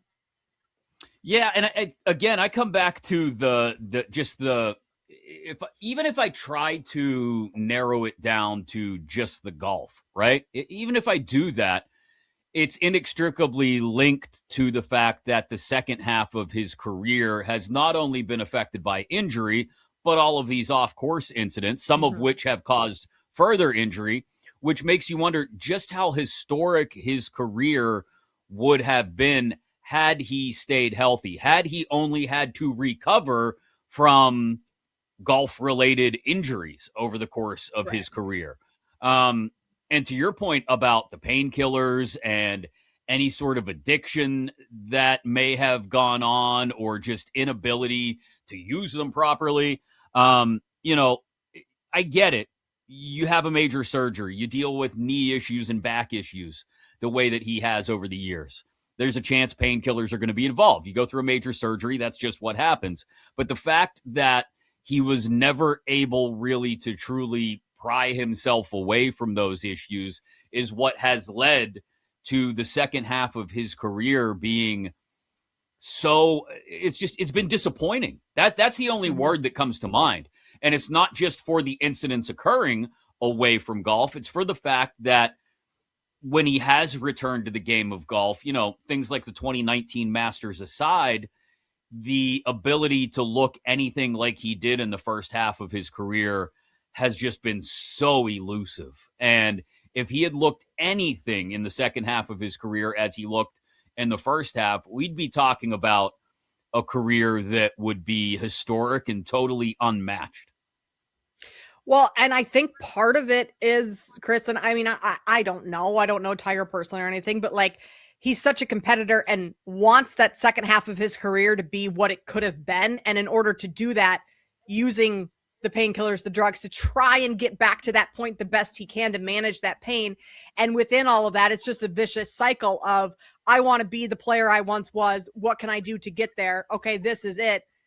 It has its downfalls when, you do something like take some painkillers to go out and practice for the Masters so your back isn't hurting you. And then all of a sudden you get in a car and behind the wheel. And I mean, Jupiter, Florida is like a ritzy ditzy area, right? Like you're not going 60 miles an hour on freeways. You're going like 35 on beautiful back roads with palm trees everywhere, right? So like to turn a car over in Jupiter, Florida, there's got to be some sort of heavy impairment. But I think it's part of that cycle of Tiger wanting to be the player he once was, and that just completely having run its course so far and his inability to maybe accept that. Yeah, and that's exactly what it is. Like when we talked earlier, when we played Armchair Psychiatrist earlier, I said, this is a guy who, as a little kid, was on The Tonight Show with Johnny Carson, right? Because he was this golf prodigy. And then everything he did at Stanford and winning a Masters at 21 and everything that comes with that. There's two big things that come with that, I think. And one in particular are the expectations that you just talked about. Like he expected his career, the second half of it, the back nine, to use an analogy here, of his career to play out much differently because he had those expectations that were put on him from childhood. And then once he had such success at a young age, I think there was also the added layer, the other part that comes with being as good as he was at a young age, of invincibility. And you think you can, for example, finish a season on a torn ACL, and you do, and you still play well because you're just incredibly talented. I think it was 2008 where he went through that. And you maybe do further damage, and you do create what becomes a lingering career-long issue because you have this sense of invincibility on the course and you're able to play through things. But that sense of invincibility, again, to play Armchair Psychiatrist, extends off the course and away from golf, and you do all these stupid things that you think you'll be able to, battle with and somehow come out victorious on the other end, and you can't. And so that's what I think the legacy of Tiger Woods will be, is one of, as great as he was, this lingering disappointment over the back half of his career, not just on the course, but off the course, and how off the course affected what happened on the course. Do you think we give Tiger, and I certainly do, a greater pass than we give some other athletes because of how good he was? Like, if this were I don't know, any other golfer that wasn't, I guess, Tiger Woods, it just feels like we overlook these incidences, and then they just kind of come back every couple of years and we brush them off, and because of how great he has been. I think we did earlier in his career. Like, I think despite everything that happened with the affairs and the disintegration of his marriage in 2009 and everything that followed, like, we looked at it and said, oh, okay, well, it's terrible what he did, but, he's human like the rest of us. Let's appreciate the fact that this is a man just like any other who's going to make mistakes and has faults. But I think now, for me anyway, personally, in the wake of the accident in LA in 2021, I think I thought in my head at least, okay, well, Tiger's pushed past that finally. But then you have this incident this week and you go, no, he didn't learn anything from it. Or if he did, he just chose to ignore those lessons. And so I look at him a whole lot differently. It was sort of like strike one, strike two, strike three. All right, you're back up to the plate and you didn't learn any lessons and you screwed up again. And I have a hard time putting that away and detaching it from the greatness of his golf game. And I just want him to, and not necessarily totally hang it up, but like, be around to watch Charlie, your son, be a phenomenal golfer and like relive those moments that Tiger had with his dad, those types of things. Like, let's not screw this up any more than we already have, Tiger. Yeah. Back into the stretch run of the NBA. Odyssey NBA insider Nick Friedel of The Athletic joins us next here on BetMGM Game Day.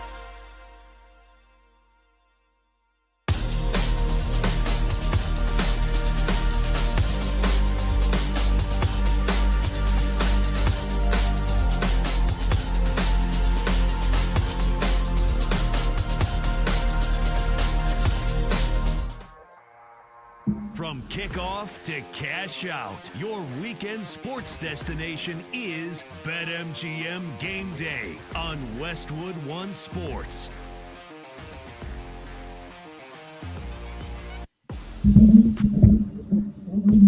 And welcome back into BetMGM Game Day alongside Kate Constable. I'm Chris Mack here on Westwood One Sports. Michigan pulling away from Tennessee.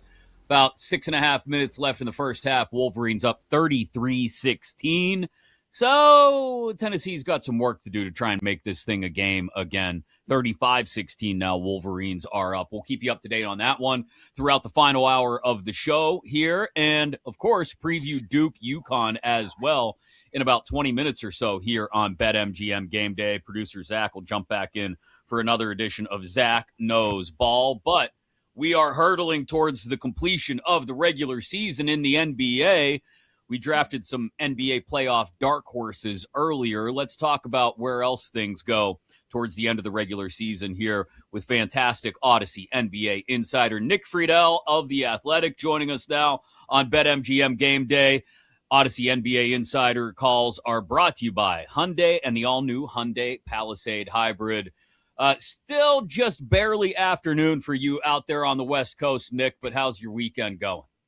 Chris, I went to a farmer's market, and I'm about to go to an art show while watching the Duke UConn game. So that's my weekend in a nutshell, and I am just so glad, as you mentioned, that the regular season is finally coming to an end because – oh my, is it getting ugly in the tankathon world of the NBA. To sit there and watch the Wizards the other night, sit down all their guys that have been playing well just so they can assure themselves of another loss against the Warriors.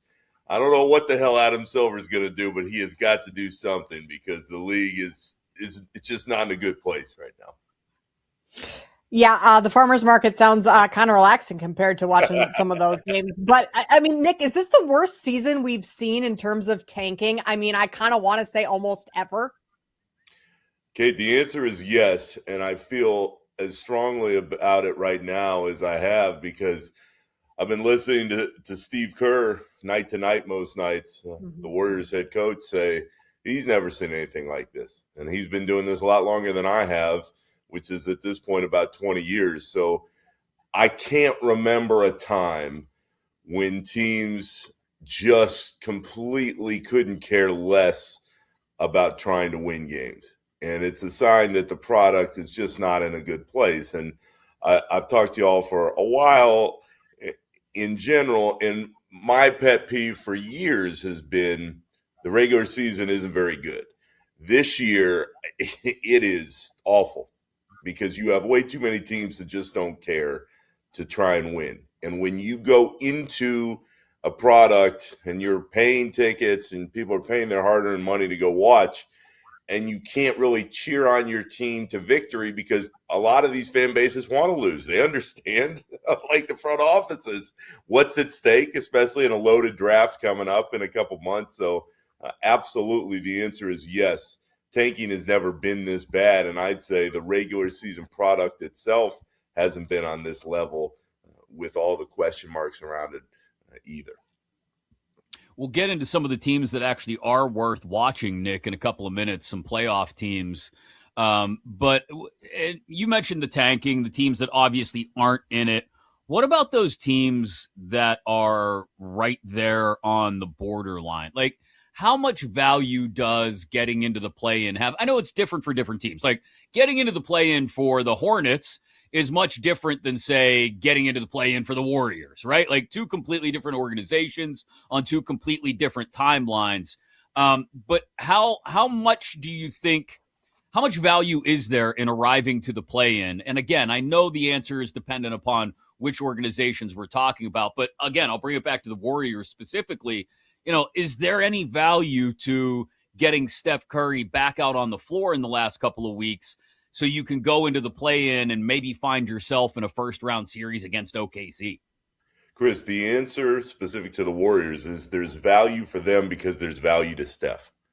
And I've talked to him about this exact topic. And his whole point is he doesn't want to sit from when he got hurt the end of January until the end of September when training camp starts. He wants to get into a few regular season games, play in the play-in, try to deliver the Warriors into the first round, and have that muscle memory come back and remind everybody, hey, I'm still a bad dude out here. Everything can still be pretty good when I'm on the floor. So you're absolutely right in that each case is specific to whatever that team's situation is.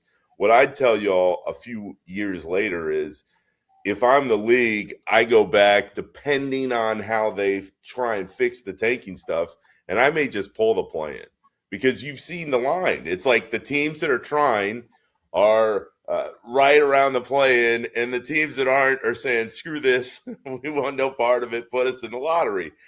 Chris, to what we're talking about, though, I think the Mavericks situation last year puts a different light on this because they got bounced. They had a chance at Cooper Flag, boom, and everything lined up for them with the ping pong balls and the numbers. And you go, oh, everything changed immediately because he's that good and you can build around him for a long time. But the play-in theory, made lots of sense. The play-in a few years later, again, depending on what the rule changes are to try and curb the tanking epidemic that the league is in right now, I don't think it's worth it. I'd go back to the best 8 make it, and I would only say to close it out, one of the most intense games I've ever seen in my life was Nuggets Timberwolves in like 2017, last night of the regular season. It was to make the playoffs. That was essentially a play-in before there was a play-in tournament. The intensity in that game was off the charts. And I know it all ties back to money, but that's something I would seriously look at if I were Adam Silver. All right, now, well, let's talk about the Nuggets and the Timberwolves right now, currently 4th and 5th in the Western Conference. It feels like everyone has kind of already pegged either OKC or the Spurs to be the team that comes out of the West. But you have a Minnesota Timberwolves team that's made it to the Western Conference Finals the last 2 years, and a Nuggets team with Jokic. And maybe the depth isn't quite there on this Nuggets team, but are we overlooking anyone else in the West outside of the Thunder and Spurs to represent the West in the finals? No, and Kate, the only team that I give any kind of pause to is Denver because of Jokic. I know that people love Ant Edwards. He's awesome. I don't see the depth with the rest of that roster being able to, again, get you through all those rounds and into the finals. The Thunder are just a little bit better than everybody else, East included, to me. Wemby is a force unto himself. I mean, we haven't seen anybody like this guy ever as far as the way he plays and how tall he is and what he can do. But I still believe, even though there is hope there, that you have to go through some playoff experiences and some falls to get to that next step. That's why I don't think San Antonio can do it this year, but I think their time is coming. But when you look at the rest of the West, there's only one other team I think could pop all the way through, and it's Denver. And it's because of one guy. He's that good. He can carry the rest of the group, but I wouldn't sit there and feel comfortable that he's actually going to do it.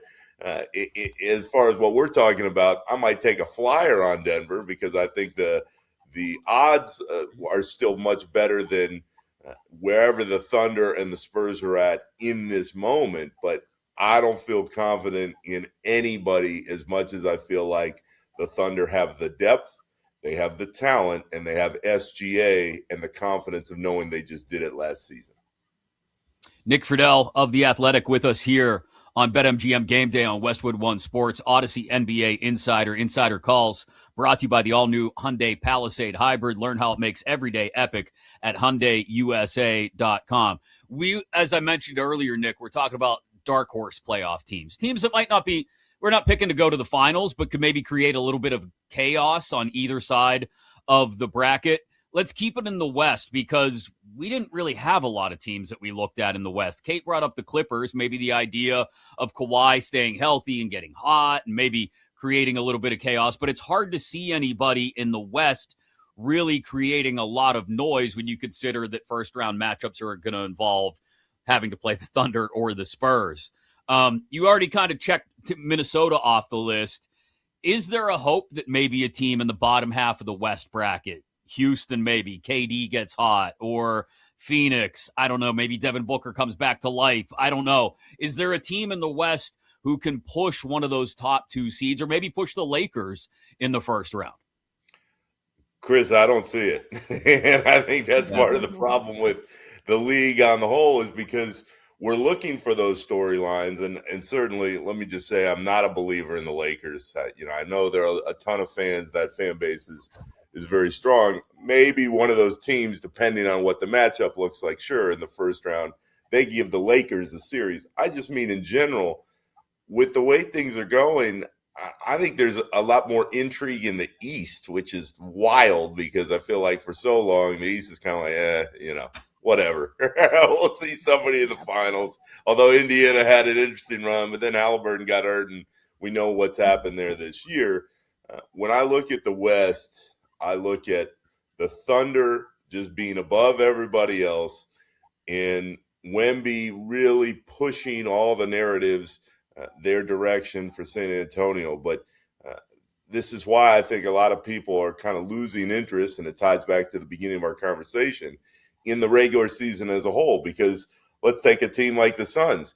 The beginning of this year, nobody expected anything from them. They've had a pretty nice year. Booker's a hell of a player, but in a playoff series, I don't see it, at least being able to string together 4 wins out of 7. So in the West, sadly, for all involved, I think there could be some moments of good games. I'd be surprised if they're a good series. The team I would leave you with all of that is Houston, because the season started and everybody went, oh, Houston. But then obviously they had a couple injuries they had to deal with.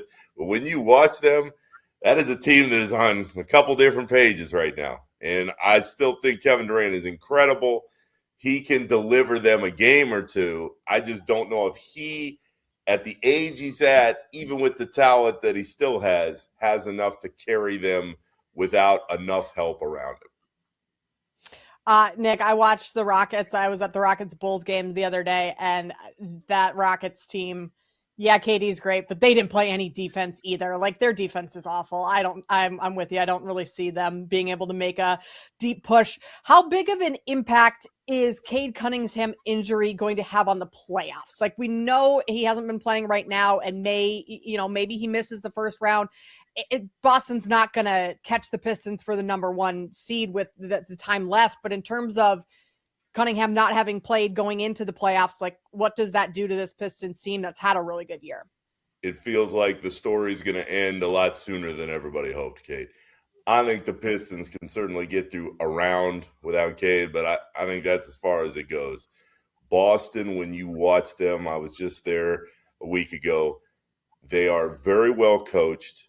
They know how to play off one another, and the emotional lift that they've gotten from Tatum being back on the floor is huge. On top of the fact that not only have they won, they know how to win, and that's so key when you're measuring up against a team like Detroit, because Detroit has a lot of talent.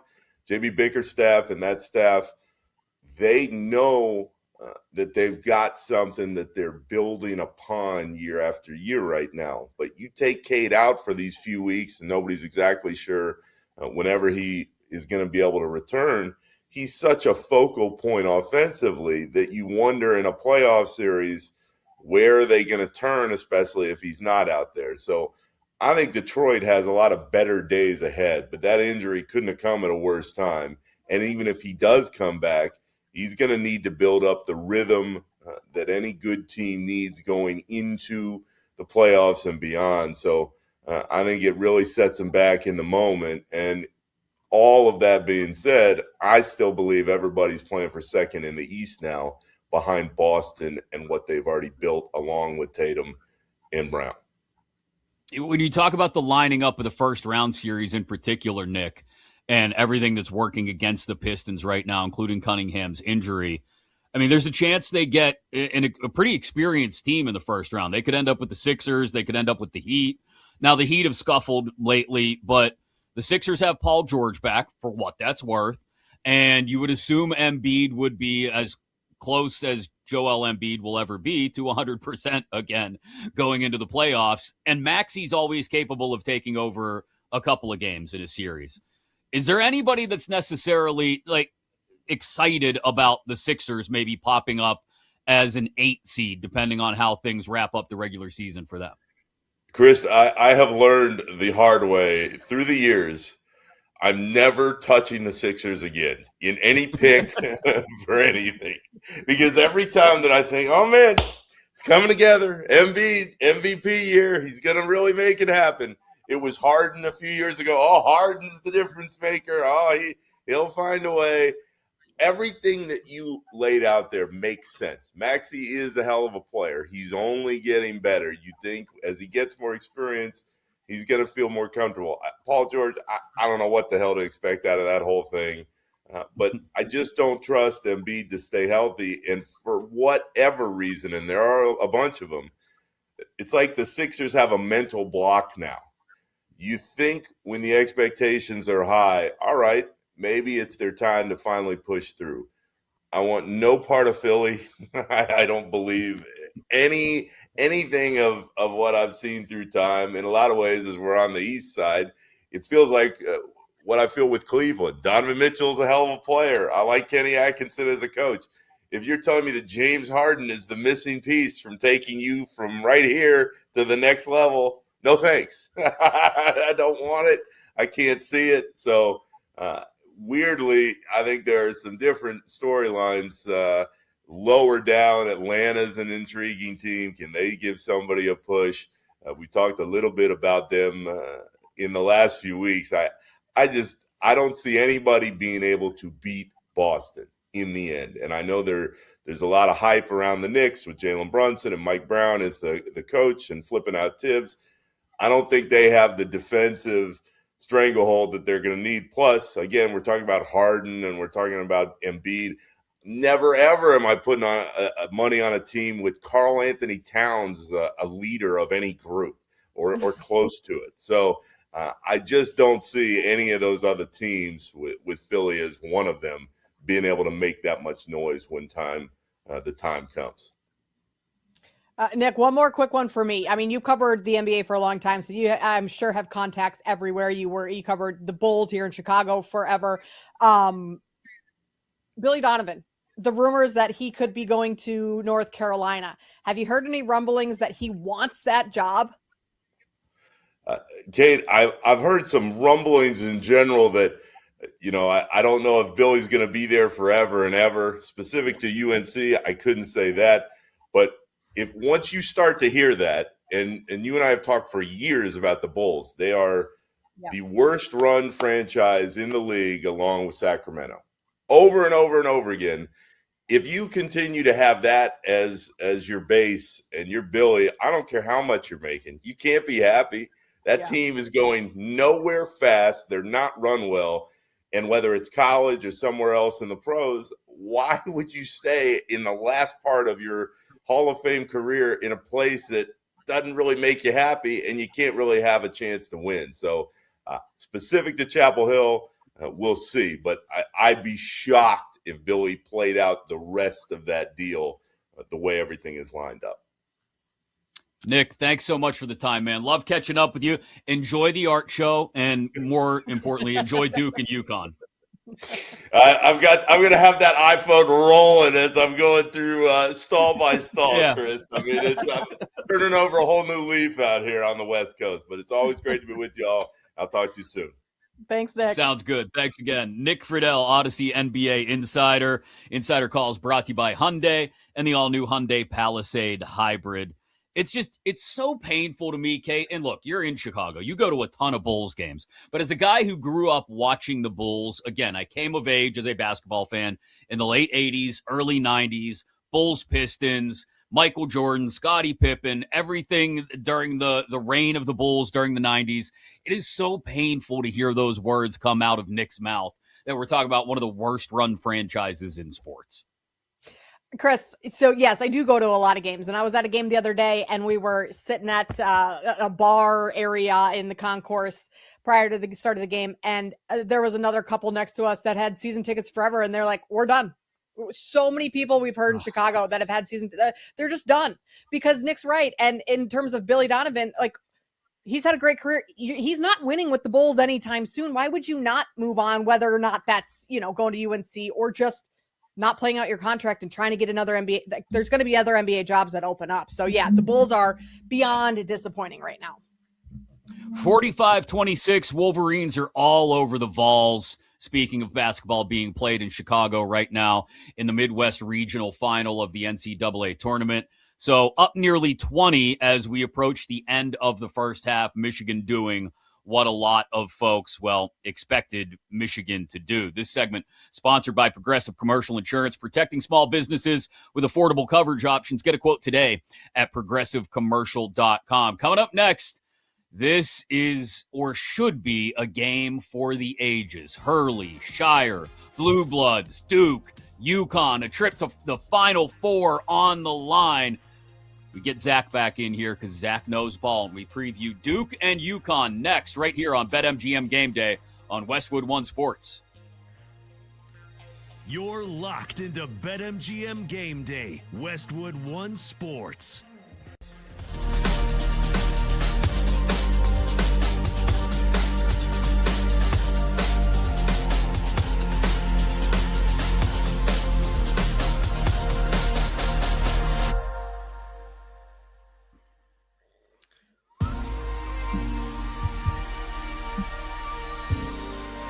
Zach, I snuck in a Thanks for getting that in there, Chris. That segment. Yeah.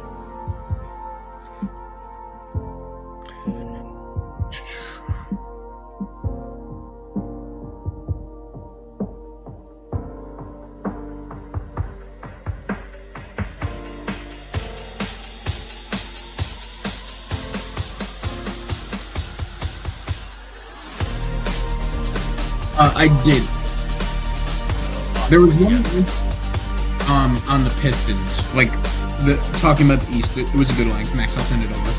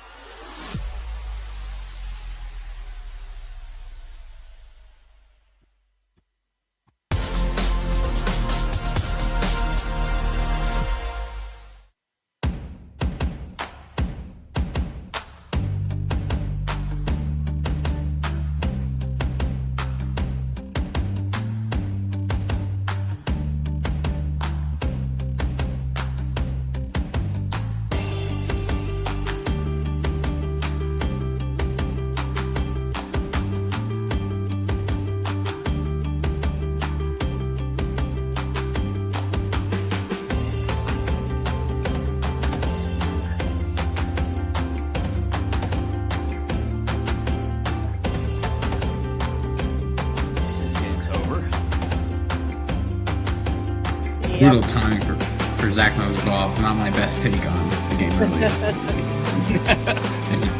It happens. Can't win them all.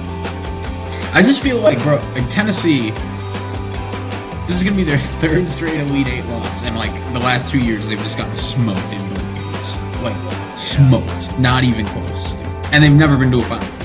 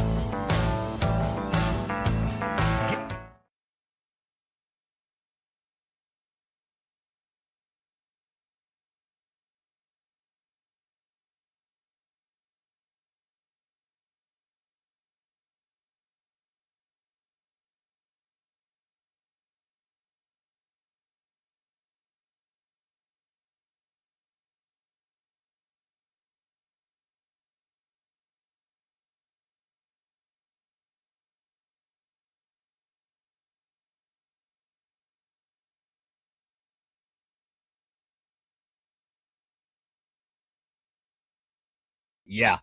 Feels like it's over. It's over, Chris. It's over. I mean, yeah, we've seen comebacks before, but this one's over. Tennessee's been severely overmatched already. Yeah. So we had hope that it would be a good one.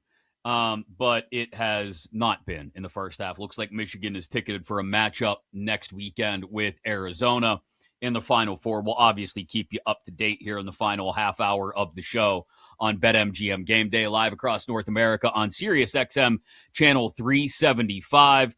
Duke UConn, the second half of the doubleheader today, with another trip to the Final Four on the line. And we bring in our intrepid producer, Zach Krull, for another edition of Zach Knows Ball, because Zach is all over things. And this matchup, look, for an old head like myself, Zach, who loves nostalgia, this is just chef's kiss. Duke, UConn, a trip to the Final Four on the line. But I also think it's just a really good matchup from schematics with the way both of these teams have played over the last couple of weeks. Yeah, and I'll be honest, Chris, as great of a matchup as this is, I didn't expect either of these two teams to be here, which makes this game a little bit tough for me to handicap and predict. I thought St. John's was the worst matchup possible for Duke. And for the early portion of that game, it was going exactly how I expected, with St. John's, forcing pressure. They got some key contributions from guys you wouldn't necessarily expect, but Caleb Foster and his return, I thought, won Duke that game. And when you look at UConn, I think their last two games, you can make the case, have been the best they've looked and played all season long. This is a team that was preseason top 5 in the before the season started. They have all the talent, but it almost felt like they were bored sometimes playing in the Big East. You didn't always get their best effort, but we have these last two games, and I think this one's going to live up to the hype. It's been a pretty, I don't want to say boring, but especially today, like this Michigan-Tennessee first half hasn't been, Michigan's really ran away with it. I think we could get a classic here to close out the Elite Eight. So Duke, the first two rounds, did not look good at all, especially against Siena. They were slow. TCU in their second round? The first half was terrible. So Duke really hasn't put together like a full tournament yet. Do you think they've kind of turned the corner coming off of their last win, and then just the boost that Caleb Foster brings to them? That's the question, right? And I think a lot of times in sports, and especially in this tournament, I think that could be valuable when your backs are against the wall. It's looking like you might lose to a 16 seed, and you just continue to fight and you continue to find ways to win. Duke has done that in all three of their games so far. And now with Foster and Pat Gamba healthy, this team has all the capabilities. They have whatever it takes, but UConn is going to be right there with them. This is just such an elite matchup between coaches, the talent on the floor. You can make the case that these are the two best programs in all of college basketball right now, given what they've done over the course of the last 2 or 3 years. And it's just a great opportunity for John Shire because I still don't think he gets enough credit for what he's been able to do post Coach K. We've already spoke about Hubert Davis and the trouble that North Carolina's had since Roy Williams retired. Same thing with Villanova. We've seen it with so many of these great programs, but the transition has been seamless.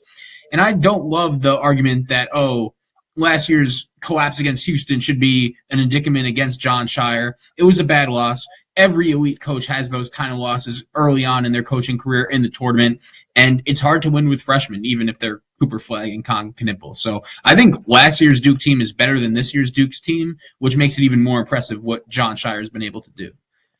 Yeah, I don't know what it would take. And look, I will acknowledge that last year's exit was ugly. But I don't know what it will take for Duke fans to feel satisfied, I guess, or maybe they're satisfied and just their expectations are so high. What it will take to please them in regards to John Shire as a head coach. It feels like the only thing that would be a proper payoff in a lot of their minds would be a national title again. But I think if you look at this Duke team, a trip to the Final Four is probably the realistic expectation when you came into the year, and then you started to see how things played out. And then you consider what they went through down the stretch and into the start of the tournament. I think you'd have to be satisfied with a trip to the Final Four. Again, it'll happen, though, Zach, where if they go out, let's say they beat UConn today and go out to Illinois next weekend, there will be people who will use that as another, like you said, indictment of Shire and how he's not Mike Krzyzewski. And it's like, well, I don't think anybody's Mike Krzyzewski. I don't think that's a knock on Shire.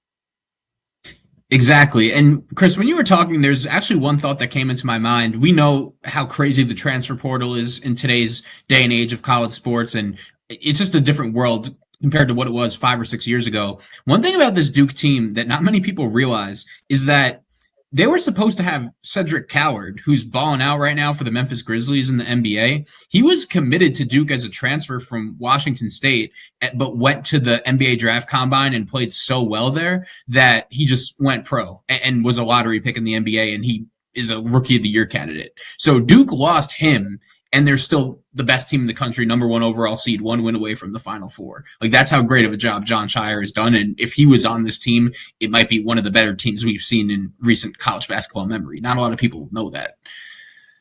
Well, also, like, I don't think this gets talked about enough. In John Shire's first few seasons, he's winning in 83% clip at Duke. Coach K's first few seasons, he was like 50%. So it took Coach K a little while. And I mean, yeah, that's not an apples to oranges or an apples to apples comparison, but like, he's done nothing but win at Duke so far. Sure, you don't have a title, but how many coaches have a title within their first, 4 seasons or so? Exactly. And this is actually a comparison I heard that just came to mind. I'd love to get your thoughts on it. I've heard people compare John Shire to Ryan Day in college football because both guys came into huge brands, huge programs with both buzzing, and the expectations are high. But Ryan Day has won a national championship. John Shire hasn't. I think John Shire is a significantly better coach than Ryan Day because we've seen Ryan Day in so many spots where he's supposed to win come up short. And again, the Houston loss last year was bad, but Houston was a possession away from winning the national championship. John Shire has been to 3 straight Sweet 16s now and is on the verge of making his 2nd straight Final Four. Like, I do think John Shire has done a great job. And the NCAA tournament, it's just so hard to advance in, and he's doing that year after year, even if it hasn't resulted in a national title yet. So what do you guys think of that comparison? I think it's a really interesting one. I think it lines up in a lot of ways. I mean, to your point, Zach, like, Ryan Day's won a national title. Like, so I don't know how we're necessarily we could talk all we want about games against Michigan and how he's come up short in those, but that's like it would be similar to if John Shire couldn't beat UNC but won a national title. What are Duke Blue Devils fans going to remember more? It's going to be the national title. I don't think you're going to remember a win on the road in late February against the Heels more than you're going to remember a tournament run. And the same thing goes to Ohio State fans. Like, I get it. You want to beat Michigan every year. I totally understand it. But if you win a national title, you got to kind of look at it and say, yeah, but we won a national title without beating Michigan. Credit to Ryan Day. I think both guys get kind of unfairly lumped in because of those reasons. In Shire's case, not getting beyond the Sweet 16 yet, maybe, or, not getting more than he was expected out of his team. In Ryan Day's case, not beating Michigan more often. And both guys, as much as I dislike Ohio State personally as a fan, like, both of those guys deserve credit for what they've accomplished. And I think this is just part of the difficulty, Kate, that comes with when you're the guy who replaces the guy, the expectations are going to be otherworldly. Yeah, and both Day and Shire, when they replaced the guy, the infrastructure was there. It's not like they were taking over a rebuilding program whatsoever. They were just expected to kind of uphold the standard. And I think both of them have done that. So it's a fairly fair comparison, Zach. It's just, the sports are so different that it's hard to, make it an apples to apples type of thing. In terms of this game today, Alex Karaban, his points prop is 12.5, Zach. That feels way too low for a guy who has been putting up numbers in the tournament.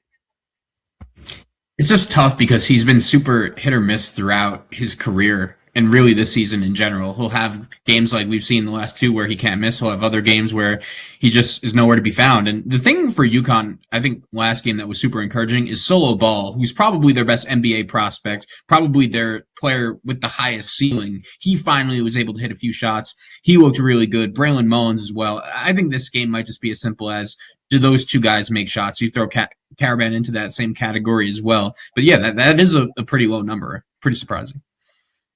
This segment sponsored by Progressive Commercial Insurance, protecting your business vehicles 24/7. See if you can save at progressivecommercial.com. Zach knows ball. Our producer, Zach Kroll, helping us preview UConn and Duke. I'll put it to you, Zach. Your pick for this game and how it goes down. Duke, UConn later this afternoon.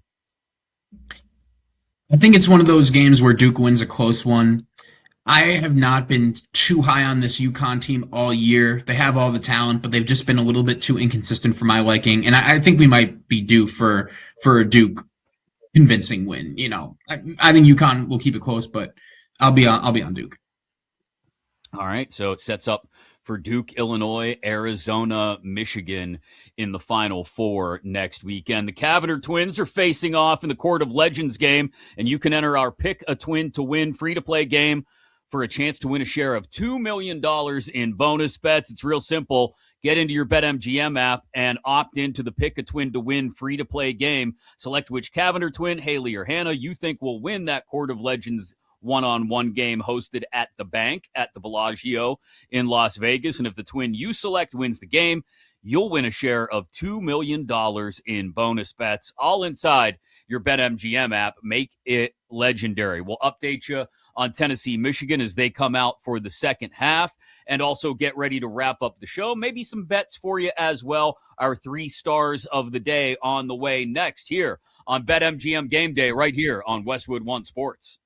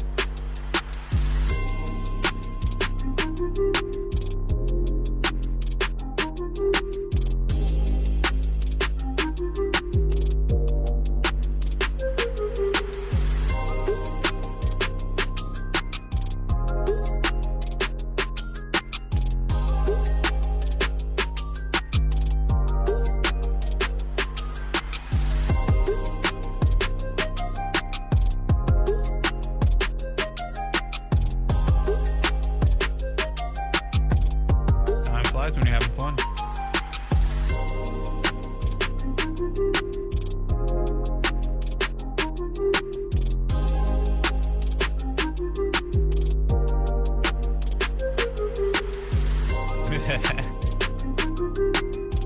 Deservedly so.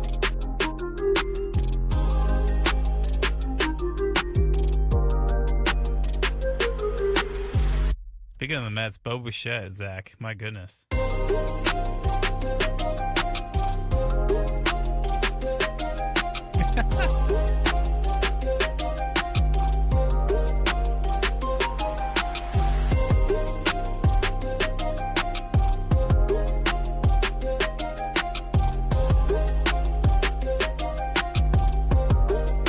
It's not like he's going to the outfield.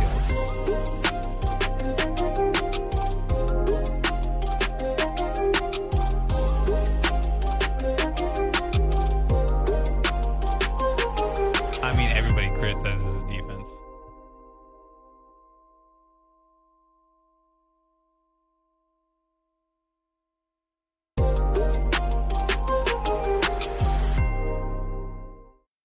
Yeah. You guys are just lucky Seiya's hurt right now because he would be taking up a mantle of bad errors out in right field.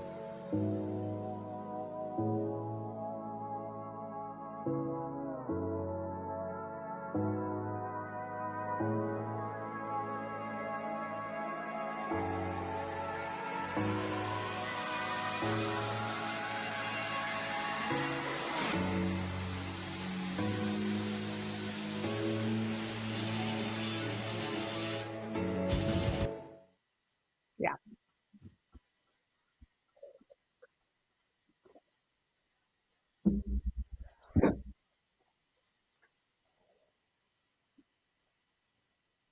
You know, I want to mention real quickly, Kate, you are so lucky that you are going to be on maternity leave during the weekend of WrestleMania because it is probably like, I mean, minus 1,000 to me sneaking in WrestleMania content during that weekend's show. I want to congratulate you on timing this pregnancy up well, that you won't have to deal with me that weekend.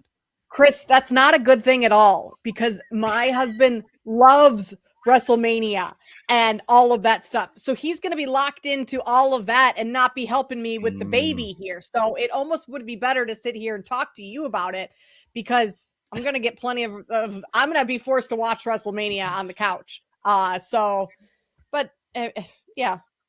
Well, it's good. It's good you get that little peanut involved in wrestling as soon as she's out of the womb. That's good. Let her absorb some via osmosis. I like that. That's the sport we want her to pursue. Yep. Hey, sure. I mean, the women's card at WrestleMania may be just as good as the men's card. I'll be honest. It may be. As someone who was at SmackDown on Friday night, I can attest to the fact that it's I think it'll be very I good. went to my first WWE, do you call it match? Show. What do you It's call a it? show. Yeah. Show. And so I got to know the storylines a little bit more, and some of the female storylines within WrestleMania or WWE, all that, all that stuff. So I'm learning. I'm getting there. Okay. It's been a big WWE growth year for me. Good. I'm glad. We like to see that. We welcome more people onto the bandwagon of what some people would consider fake wrestling. Still real to me, damn it. Still real to me. This segment sponsored by Progressive Commercial Insurance, protecting your business vehicles 24/7. See if you can save at progressivecommercial.com. We will get you our 3 stars of the day, our 3 favorite moments of the show in just a couple of minutes. But we've always got bets spinning around in the back of our heads. I could tell by the way Kate was asking everyone, from producer Zach to Will Warren to Joe Rexroad, all of our guests, about Alex Caravan and UConn, that you had an angle on this afternoon's game against Duke, Kate. Yeah, I'm going Caravan over his points. It's 12.5. I think that's too low for what he's put up in the tournament so far. And I know Zach made a great point of sometimes he's hit or miss, but he's the senior leader. He's Hurley's guy. This is, if there's any time for Caravan to step up and have a massive game, it's in this spot right here. So 12.5 for Alex Caravan. I'm going over on that one. Okay, I don't have player props in PA, but I'm gonna go a different direction, and I'm gonna take UConn in the 5.5. I don't know if they pull off the upset or not, but I think this is gonna be another classic Duke UConn matchup that goes down to the final possession. And so I will take UConn plus the 5.5 at BetMGM. One final reminder that there's no better place to be during March matchups than Vegas, and this year, college basketball fans, you could win a VIP trip to that Court of Legends event we've been telling you about, featuring the Cavender twins. Place bets, and your position on the leaderboard will determine if you win one of the 25 grand prize packages. Sign into your BetMGM account, opt into the promotion, then start placing bets of at least $10 to climb the leaderboard and make this March one to remember. Join the Court of Legends leaderboard and make it legendary. With all of that said, let's get you our 3 favorite moments of the day, our 3 stars. Hit it, Grant.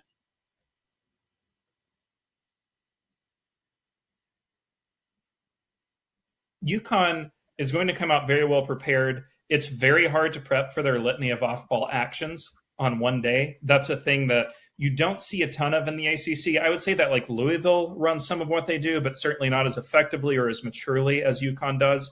I would look for that early. If Duke is able to stunt the off-ball motion early on with their hard hedge, with jumping in the early passing lanes and not letting UConn get those backdoor cuts that other teams have gotten. Notice St. John's got a couple of those early on in the game. That would be the key for me. Will Warren of Basket Under Review. Great stuff from him earlier in the show, talking about UConn trying to take advantage of any opportunity to jump out to an early lead and put Duke in a position where they've got to try and come back in another game in this tournament, Kate. Well, that's what UConn did against Michigan State, and Hurley even alluded to that after the game, of that might be why Michigan State wore down a little at the end of that game, or UConn was able to hold on, is because of all the effort that it took for the Spartans to get out of that hole that they were in early. So if UConn can do that to Duke today, just another, another tactic that could lead to a win for the Huskies this afternoon. Yeah, we'll see if they can pull it off. Hurley known for losing his mind on the sidelines, but he may actually know how to coach ball as well. We'll see what he's cooked up. Our number 2 star.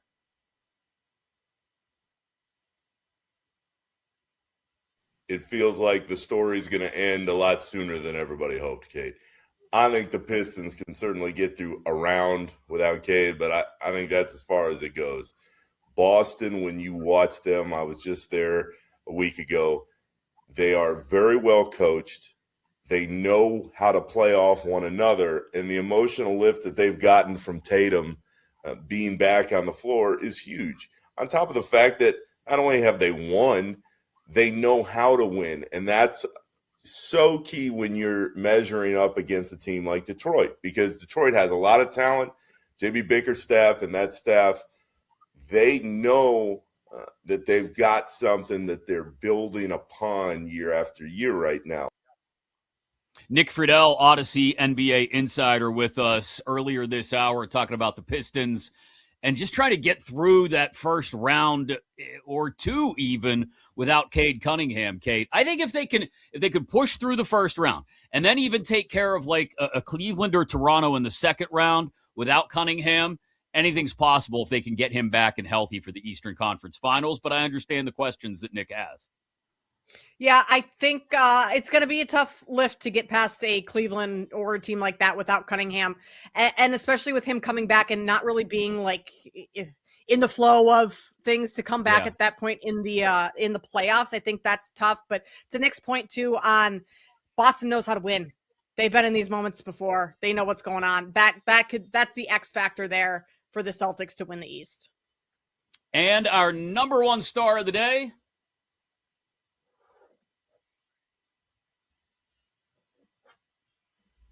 Absolutely. I mean, they're going to defend like this.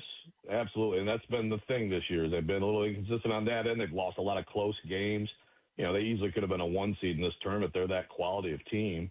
Again, look, interior domination is the biggest team out there. They haven't always been the most physical. I think of when Michigan went into Champaign and really kind of, you know, took it to them with their former player, of course, Morez Johnson, doing a lot of that damage. But I feel like they've toughened up here.